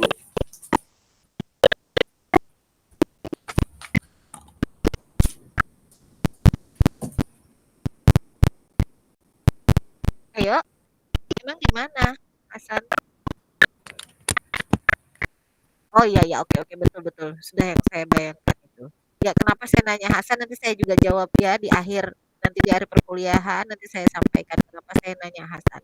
Oke, lanjut kelompok berikutnya, Mas Sita dan kawan-kawan silahkan. Baik, terima kasih.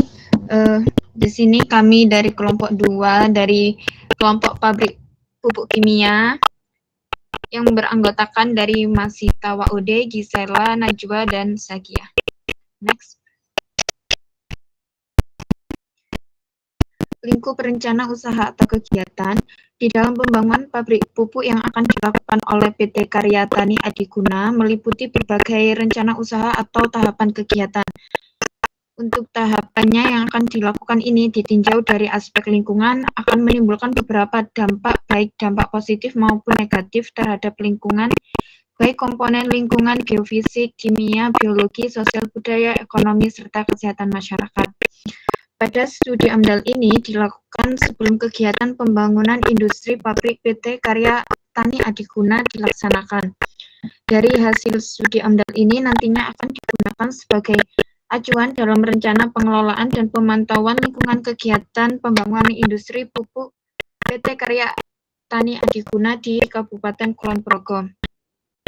Studi ini dilaksanakan dengan tujuan melihat adanya perubahan lingkungan, geofisik, kimia, biologi, sosial budaya, ekonomi, dan kesehatan masyarakat akibat adanya kegiatan pembangunan ini. Kajian analisis dampak lingkungan yang telah ditelaah meliputi kondisi lingkungan kegiatan sebelum kegiatan dilaksanakan atau kondisi rona lingkungan awal dan perakiraan kondisi lingkungan setelah kegiatan dilaksanakan. Next. Untuk pabrik pupuk PT Karya Tani Adiguna ini memproduksi beberapa jenis pupuk kimia anorganik seperti urea, NPK, dan ZA. Pada pembuatan pupuk tersebut akan digunakan beberapa bahan kimia. Pupuk urea mengandung komposisi utama nitrogen. Pupuk NPK mengandung 3 bahan baku berupa nitrogen, fosfat, dan kalium. Pupuk ZA dibuat dengan bahan dasar amonium sulfat sehingga juga mengandung nitrogen. Next. Untuk lokasi industri pupuk sendiri itu berada di area jalan dan industri berada di Dusun Semen, Desa Sukoreno, Kecamatan Setolo, Kabupaten Kulon Progo, Provinsi DIY pada titik koordinat itu. Next. Untuk lokasi sendirinya itu peruntukan lahannya pabrik pupuk dan akses jalannya itu seluas 5 hektar, terletak di Dusun Semen, Sukoreno, Kecamatan Sentolo, Kabupaten Kulon Progo. Itu status tanahnya milik masyarakat. Untuk penggunaan sekarang itu menjadi lahan berupa lahan kosong. Untuk lahan terbuka hijaunya itu seluas 1 hektar. Untuk total lahan industrinya itu berjumlah seluas 6 hektar. Next. Nah, ini untuk tahap prakonstruksinya. Untuk kegiatan yang pertama itu pengurusan perizinan. Rona awalnya itu kondisi administratif dan regulasi belum terpenuhi, belum ada gangguan fisik pada lingkungan, sehingga di lingkungan akhirnya itu kondisi administratifnya lengkap, kegiatan prakonstruksi dapat berjalan sesuai izin. Untuk dampaknya dari sosial budaya itu meningkatkan kepastian hukum dan transparansi, mengurangi potensi konflik sosial untuk di ekonominya, mempercepat proses investasi dan penciptaan lapangan kerja baru. Untuk besar dampaknya, dampak penting positif. Untuk rencana pengelolaan melengkapi seluruh dokumen perizinan sesuai peraturan yang berlaku, koordinasi dengan instansi terkait untuk mempercepat proses perizinan. Untuk rencana pemantauannya, melakukan monitoring kelengkapan dokumen perizinan secara berkala, dan evaluasi proses perizinan dan tindak lanjut jika ada hambatan administratif. Untuk kegiatan kedua, sosialisasi dan koordinasi. Untuk rona lingkungan awalnya, masyarakat dan instansi terkait belum mendapat informasi lengkap tentang kegiatan. Nah, untuk rona akhirnya itu masyarakat dan instansi terkait memahami rencana kegiatan dan terjalin komunikasi yang baik. Untuk dampaknya pada sosial budaya, peningkatan pemahaman masyarakat, mengurangi potensi konflik sosial dan memperkuat dukungan sosial. Di ekonominya, meningkatkan peluang partisipasi masyarakat dalam proyek. Untuk kesehatan masyarakatnya, meningkatkan kesiapsiagaan masyarakat terhadap risiko kesehatan. Untuk besar dampaknya, penting positif. Untuk rencana pengelolaannya, melaksanakan sosialisasi proaktif dan transparan kepada masyarakat dan pemangku kepentingan, menerapkan prinsip FPIC Free, Pure, Informed Consent agar masyarakat mendapat informasi lengkap dan persetujuan. Untuk rencana pemantauannya, survei tingkat pemahaman dan partisipasi masyarakat melalui kuesioner dan wawancara, serta monitoring keluhan dan masukan masyarakat selama sosialisasi.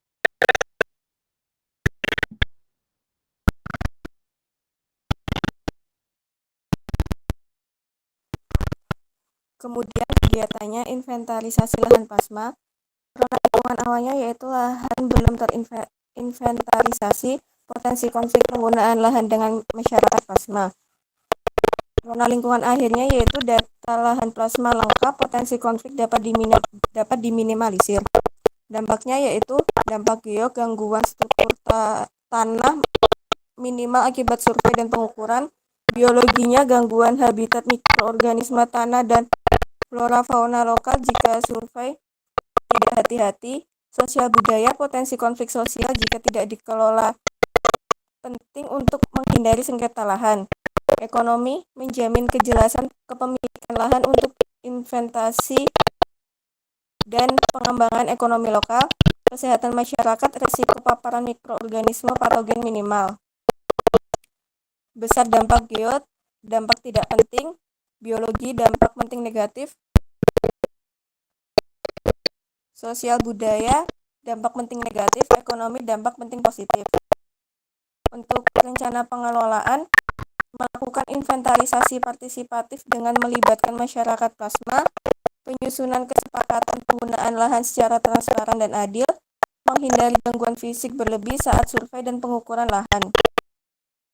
Kemudian untuk rencana pemantauannya, pemantauan kelanjutan kesepakatan penggunaan lahan dan penyelesaian potensi konflik lahan, verifikasi data lahan dan status kepemilikan secara berkala, monitoring kondisi fisik lahan setelah survei untuk memastikan tidak terjadi kerusakan.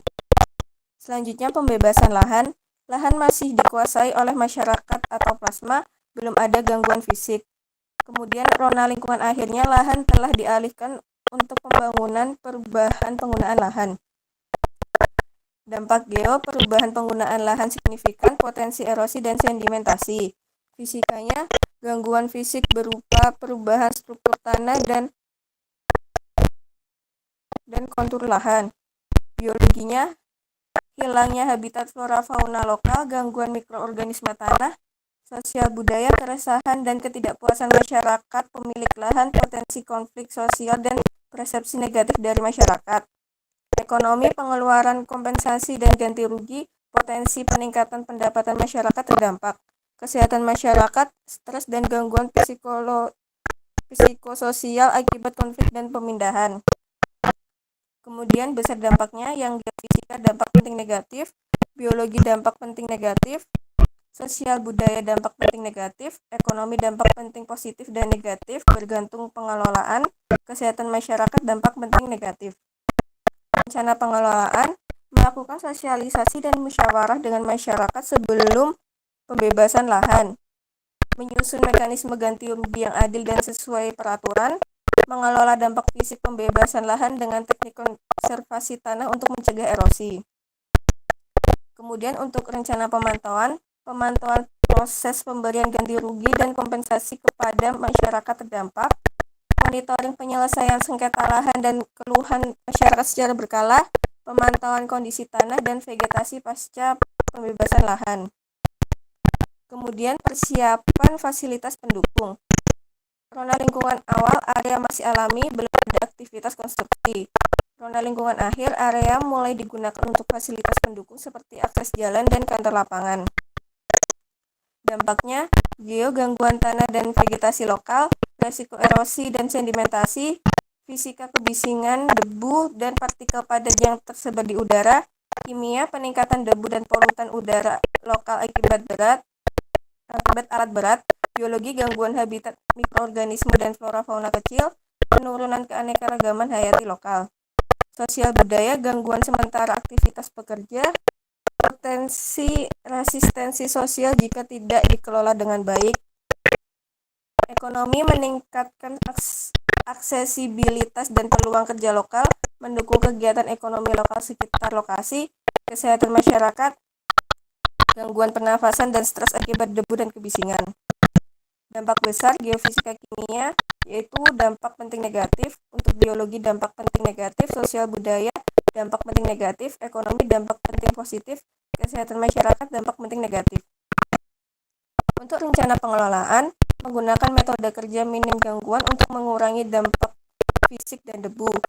Pengelolaan limbah konstruksi dan pemeliharaan vegetasi sekitar lokasi, Melaksanakan pelatihan K3 bagi pekerja. Untuk rencana pemantauan kualitas udara, debu dan polutan, kebisingan dan getaran di sekitar lokasi kerja. Monitoring kondisi tanah, vegetasi, dan habitat biota lokal secara berkala. Pemantauan kepatuhan terhadap SOP K3 dan pelaporan insiden kerja. Kemudian clearing atau pembersihan lokasi. Zona awalnya yaitu area alami dengan vegetasi dan lapisan tanah atas utuh, habitat flora fauna lokal masih terjaga. Untuk zona akhirnya, vegetasi dan lapisan tanah atas terangkat atau dibersihkan, habitat terganggu. Dampak geo, perubahan struktur tanah, potensi erosi dan sedimentasi. Fisik, peningkatan debu dan kebisingan akibat vegetasi. Biologi, hilangnya habitat flora fauna lokal, gangguan mikroorganisme tanah. Sosial budaya, potensi resistensi masyarakat jika tidak ada sosialisasi. Ekonomi, pengeluaran biaya pembersihan peluang kerja lokal. Kesehatan masyarakat, gangguan pernafasan akibat debu dan stres akibat kebisingan. Besar dampaknya yaitu dampak penting negatif. Rencana pengelolaan pembersihan dengan metode ramah lingkungan, pengelolaan limbah organik dan anorganik, sosialisasi masyarakat. Kemudian untuk rencana pemantauannya, pemantauan debu, kondisi tanah, vegetasi, dan keluhan masyarakat. Kemudian masuk ke konstruksi, kegiatannya yaitu rekrutmen tenaga kerja. Zona awalnya yaitu ketersediaan posisi tenaga kerja lokal dengan keterampilan yang dibutuhkan konstruksi, teknik, dan administrasi. Zona akhirnya yaitu jumlah tenaga kerja yang terserap dalam proyek lebih sedikit. Dampaknya menyebabkan kecemburuan sosial dan perubahan persepsi warga. Besar dampaknya yaitu penting negatif. Rencana pengelolaan melibatkan warga dalam sosialisasi dan transparansi informasi. Rencana pemantauannya memantau perubahan persepsi masyarakat terkait proyek yang dilaksanakan. Kemudian kegiatan selanjutnya yaitu mobilisasi tenaga kerja bahan dan peralatan. Zona lingkungan awalnya yaitu volume lalu lintas harian tidak padat. Zona lingkungan akhirnya kenaikan volume lalu lintas jalan yang dilalui. Dampaknya kemacetan lalu lintas, besar dampaknya penting negatif. Rencana pengelolaannya yaitu peningkatan infrastruktur dan pengaturan lalu lintas. Rencana pemantauannya yaitu memantau tingkat kemacetan di titik rawan. Kemudian kondisi jalan normal. Zona lingkungan akhirnya itu perubahan kondisi jalan akibat mobilisasi. Dampaknya kerusakan jalan dan besar dampaknya itu penting negatif. Rencana pengelolaannya yaitu perbaikan jalan dan pemantauan rutin. Rencana pemantauannya yaitu memantau kondisi fisik jalan dan mengidentifikasi kerusakan yang terjadi. Kemudian persiapan lahan pada tapak proyek. Zona lingkungan awalnya yaitu kondisi tanah tinggi. Zona lingkungan akhirnya terjadi perataan dan penggalian lahan. Dampaknya gangguan stabilitas lahan dan resiko longsor. Besar dampaknya penting negatif. Rencana pengelolaannya yaitu pemetaan resiko dan penguatan struktur lahan. Rencana pemantauannya mengidentifikasi titik rawan longsor. Kemudian keberadaan sumber air dan permukaan dari lokasi proyek. Zona lingkungan akhirnya yaitu perubahan aliran air tanah akibat konstruksi, dampaknya erosi tanah dan sedimentasi yang dapat mencemari air. Besar dampaknya yaitu penting negatif. Rencana pengelolaannya yaitu pengelolaan daerah aliran sungai dan melakukan konservasi tanah. Rencana pemantauannya yaitu mengidentifikasi daerah rawan erosi. Kemudian kegiatan pembangunan gedung, jalan, dan sarana prasarana. Yang pertama yaitu kadar partikulat di udara ambien. Zona lingkungan akhirnya yaitu peningkatan kadar partikulat udara ambien. Dampaknya gangguan udara. Besar dampaknya penting negatif. Rencana pengelolaannya identifikasi sumber pencemar dan menanam vegetasi penyerap polutan. Rencana pemantauannya yaitu memantau kualitas udara di lingkungan. Kemudian kualitas air sungai atau sumber air baik. Zona lingkungan akhirnya yaitu kualitas air sungai atau sumber air akan tercemar. Dampaknya gangguan kesehatan manusia. Besar dampaknya penting negatif. Rencana pengelolaan yaitu pemantauan rutin kualitas udara. Rencana pemantauannya mengidentifikasi dan memantau faktor yang dapat mempengaruhi kesehatan. Kemudian keberadaan fasilitas umum. Zona lingkungan akhirnya yaitu perubahan kondisi visual lingkungan dengan terbentuknya bangunan pabrik. dampaknya yaitu perubahan visual lingkungan, besar dampaknya yaitu penting negatif, rencana pengelolaan, perencanaan tata letak dan desain bangunan, rencana pemantauan, memantau dampak perubahan visual, dan mengevaluasi persepsi masyarakat. Selanjutnya pada tahap operasi itu ada kegiatan rekrutmen pekerja. Rona awalnya tingkat pengangguran di daerah tersebut masih tinggi. Rona akhirnya terbukanya lapangan pekerjaan bagi masyarakat sekitar. Dampaknya terbuka kesempatan kerja, besar dampaknya positif. Pengelolaannya dengan memprioritaskan pekerja lokal. Untuk pemantauannya melakukan pemantauan proses rekrutmen. Selanjutnya, rona lingkungan awalnya terdapat beberapa posisi yang dapat diisi oleh tenaga kerja lokal dan tenaga kerja luar daerah. Rona akhirnya tidak semua posisi bisa diisi oleh tenaga kerja lokal dan tidak semua pekerja lokal dapat dipekerjakan. Dampaknya menyebabkan kecemburuan dan muncul persepsi dan sikap negatif masyarakat. Besar dampaknya penting negatif. Rencana pengelolaannya dengan memprioritaskan pekerja lokal dan transparansi dalam proses rekrutmen. Rencana pemantauannya pemantauan jumlah dan profil tenaga kerja serta memantau perubahan persepsi dan sikap masyarakat. Kegiatan selanjutnya angkutan bahan baku produksi dan transportasi darat. Rona awalnya kualitas udara baik sesuai dengan baku mutu. Rona akhirnya terdapat peningkatan konsentrasi NO2, CO2, SO2, dan debu yang tidak sesuai baku mutu. Dampaknya penurunan kualitas udara ambien, besar dampak penting negatif, rencana pengelolaan melakukan penjadwalan dengan beroperasi di jam-jam yang tidak sibuk sehingga meminimalkan kendaraan berhenti dan mengeluarkan emisi lebih banyak. Selain itu, melakukan penanaman pohon di jalan sekitar industri, juga memastikan bahwa kendaraan angkutan sudah melalui uji emisi.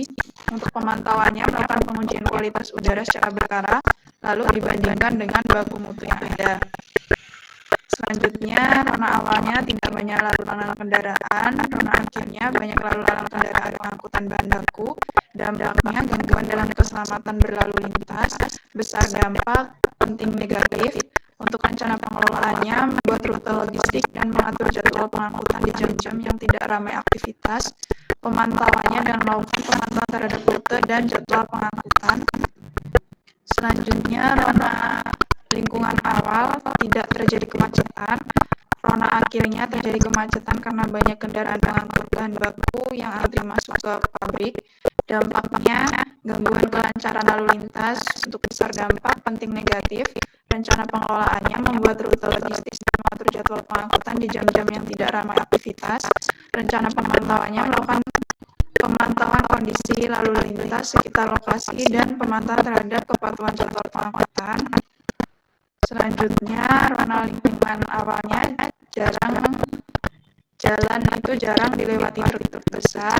Rona akhirnya banyak truk-truk besar yang berlalu lalang untuk mengangkut bahan baku. Dampaknya kerusakan jalan, besar dampak penting negatif. Pengelolaannya dan menerapkan kontrol berat kendaraan dan memastikan bahwa kendaraan tidak melebihi kapasitas muatan yang diizinkan. Pemantauannya melakukan pemantauan terhadap kepatuhan kapasitas muatan yang diizinkan dan memantau kondisi jalan yang ada di sekitar lokasi dan melakukan perbaikan jika ada kerusakan jalan. Selanjutnya, rona lingkungan awal tidak banyak lalu lalang kendaraan, rona akhirnya banyak lalu lalang kendaraan pengangkut bahan baku. Dampaknya kebisingan, besar dampak penting negatif. Pengelolaan membuat rute logistik yang tidak banyak pemukiman. Pemantauannya dengan melakukan pemantauan terhadap kepatuhan untuk melewati rute logistik yang telah dibuat. Selanjutnya, kegiatan operasional produksi pupuk kimia. Rona lingkungan awalnya kondisi udara sesuai dengan baku mutu. Rona akhirnya terdapat peningkatan konsentrasi NO2, CO2, dan SO2 tidak sesuai dengan baku mutu akibat emisi polutan dari proses produksi. Dampaknya penurunan kualitas udara ambien. Besar dampaknya penting negatif. Rencana pengelolaannya menggunakan mesinnya sesuai dengan standar. Lalu gas hasil produksi dikelola dengan sistem tertutup, tidak langsung dibuang ke lingkungan, melainkan diolah dahulu dengan cara difilter untuk menyaring partikulat padatan. Lalu kan dihasilkan gas amonia itu dapat ditangkap oleh wet scrubber, lalu dikembalikan ke sintesis urea dapat digunakan kembali. Kemudian untuk pemantauannya, melakukan pengujian kualitas udara secara berkala, lalu dibandingkan dengan baku mutu yang ada. Kemudian rona lingkungan awalnya kualitas air sungai baik sesuai dengan baku mutu. Lalu rona akhirnya kualitas air sungai mengalami penurunan tidak sesuai dengan baku mutu. Dampaknya penurunan kualitas air sungai, besar dampak penting negatif. Rencana pengelolaannya membuat sistem IPAL sehingga sebelum limbah dibuang ke lingkungan itu sudah dipastikan bahwa limbah aman. Air limbah diolah dengan cara filtrasi lalu ditambahkan koagulan atau flokulan untuk menurunkan TSS-nya, lalu menggunakan absorben untuk menurunkan polutan organik dan anorganik. Selain itu juga dipastikan bahwa pipa dan saluran IPAL tidak mengalami kebocoran. Untuk pemantauannya, melakukan pengujian kualitas air sungai secara berkala lalu dibandingkan dengan baku mutu yang ada. Kemudian rona lingkungan awalnya, jarang ada orang yang berusaha di sekitar pabrik. Kemudian rona akhirnya banyak masyarakat yang mulai berusaha menyediakan kebutuhan pekerja seperti makanan, minuman, jasa laundry, dan lain-lain. Dampaknya ada kesempatan membuka usaha bagi masyarakat, besar dampak penting positif. Rencana pengelolaannya melakukan sosialisasi ke warga sekitar dan memberikan tempat untuk berusaha. Rencana pemantauannya melakukan diskusi dengan masyarakat sekitar mengenai kendala yang ada, melakukan pemantauan terhadap pertumbuhan jumlah usaha di masyarakat. Selanjutnya, kegiatan operasi fasilitas produksi. Rona awalnya lingkungan tenang karena tidak banyak pemukiman di lokasi. Rona akhirnya terdapat suara bising dari mesin-mesin industri. Dampaknya kebisingan, besar dampak penting negatif. Rencana pengelolaan mendesain dinding ruang produksi agar kedap suara. Lalu rencana pemantauannya melakukan pemantauan kebisingan secara berkala. Selanjutnya, kegiatan pemeliharaan fasilitas produksi. Rona awalnya lingkungan tenang karena tidak banyak pemukiman di sekitar lokasi.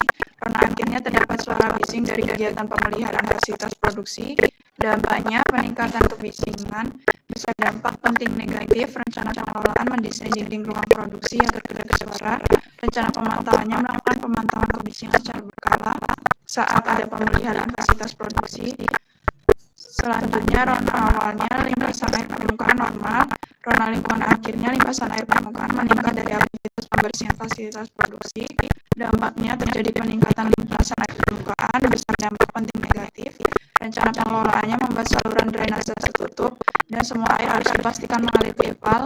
Rencana pemantauannya melakukan pengecekan volume air limpasan ketika ada pembersihan dan melakukan pemantauan secara berkala terhadap saluran drainase dan pipa aliran IPAL. Selanjutnya, rona awal kualitas air permukaan baik sesuai baku mutu. Rona akhirnya kualitas air permukaan menurun tidak sesuai baku mutu. Dampaknya terjadi penurunan kualitas air permukaan, besar dampak penting negatif. Kemudian rencana pengelolaannya membuat sistem IPAL dan pengelolaan air dari hasil pembersihan sebelum dibuang ke lingkungan. Rencana pemantauannya melakukan pengujian kualitas air permukaan secara berkala dan dibandingkan dengan baku mutu yang ada.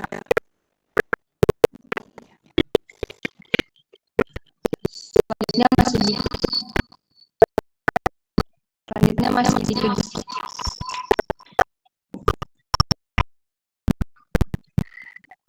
di kegiatan yang sama, yaitu rona lingkup awal itu tidak ada limbah B3. Rona lingkup akhirnya pembersihan peralatan produksi menghasilkan limbah B3 dari sisa produksi. Dampaknya timbul limbah B3, besar dampaknya penting negatif. Rencana pengelolaan limbah-limbah B3 ditampung dan bekerja sama dengan pihak lain yang bisa melakukan pengelolaan limbah B3. Rencana pemantauannya yaitu memantau tempat penyimpanan limbah, jenis dan volume limbah B3 dan melakukan pelaporan kepada instansi terkait mengenai jumlah, jenis dan di mana limbah diolah. Selanjutnya, rona lingkungan awal yaitu di lokasi berdirinya pabrik tidak ada aktivitas yang menghasilkan limbah non B3 karena sebelumnya merupakan lahan kosong. Untuk rona lingkungan akhirnya itu pembersihan peralatan produksi menghasilkan limbah non B3. Dampaknya timbul limbah non B3, besar dampaknya penting negatif. Rencana pengelolaannya limbah non B3 diklasifikasikan jenisnya lalu dilakukan pengelolaan. Rencana pemantauannya itu memantau terlaksananya pengklasifikasian jenis limbah. Kegiatan selanjutnya itu mobilisasi pekerja. Rona lingkungan awalnya kualitas udara baik konsentrasi SO2, NO2 dan CO2 sesuai dengan baku mutu. Rona lingkungan akhirnya kualitas udara buruk karena meningkatnya polusi akibat emisi polutan dari kendaraan pekerja. Dampaknya penurunan kualitas udara ambien, besar dampaknya penting negatif. Rencana pengelolaannya memberikan edukasi terhadap pekerja mengenai penggunaan kendaraan yang minim emisi dan sesuai dengan standar. Rencana pemantauannya melakukan pengujian kualitas udara secara berkala dan dibandingkan dengan baku mutu yang ada. Melakukan uji emisi terhadap kendaraan pekerja. Selanjutnya, rona lingkungan awalnya tidak ada lalu lalang kendaraan. Rona lingkungan akhirnya banyak lalu lalang kendaraan pekerja. Dampaknya gangguan dalam keselamatan berlalu lintas. Besar dampaknya penting negatif. Rencana pengelolaannya menurut Satpam untuk mengatur lalu lintas di titik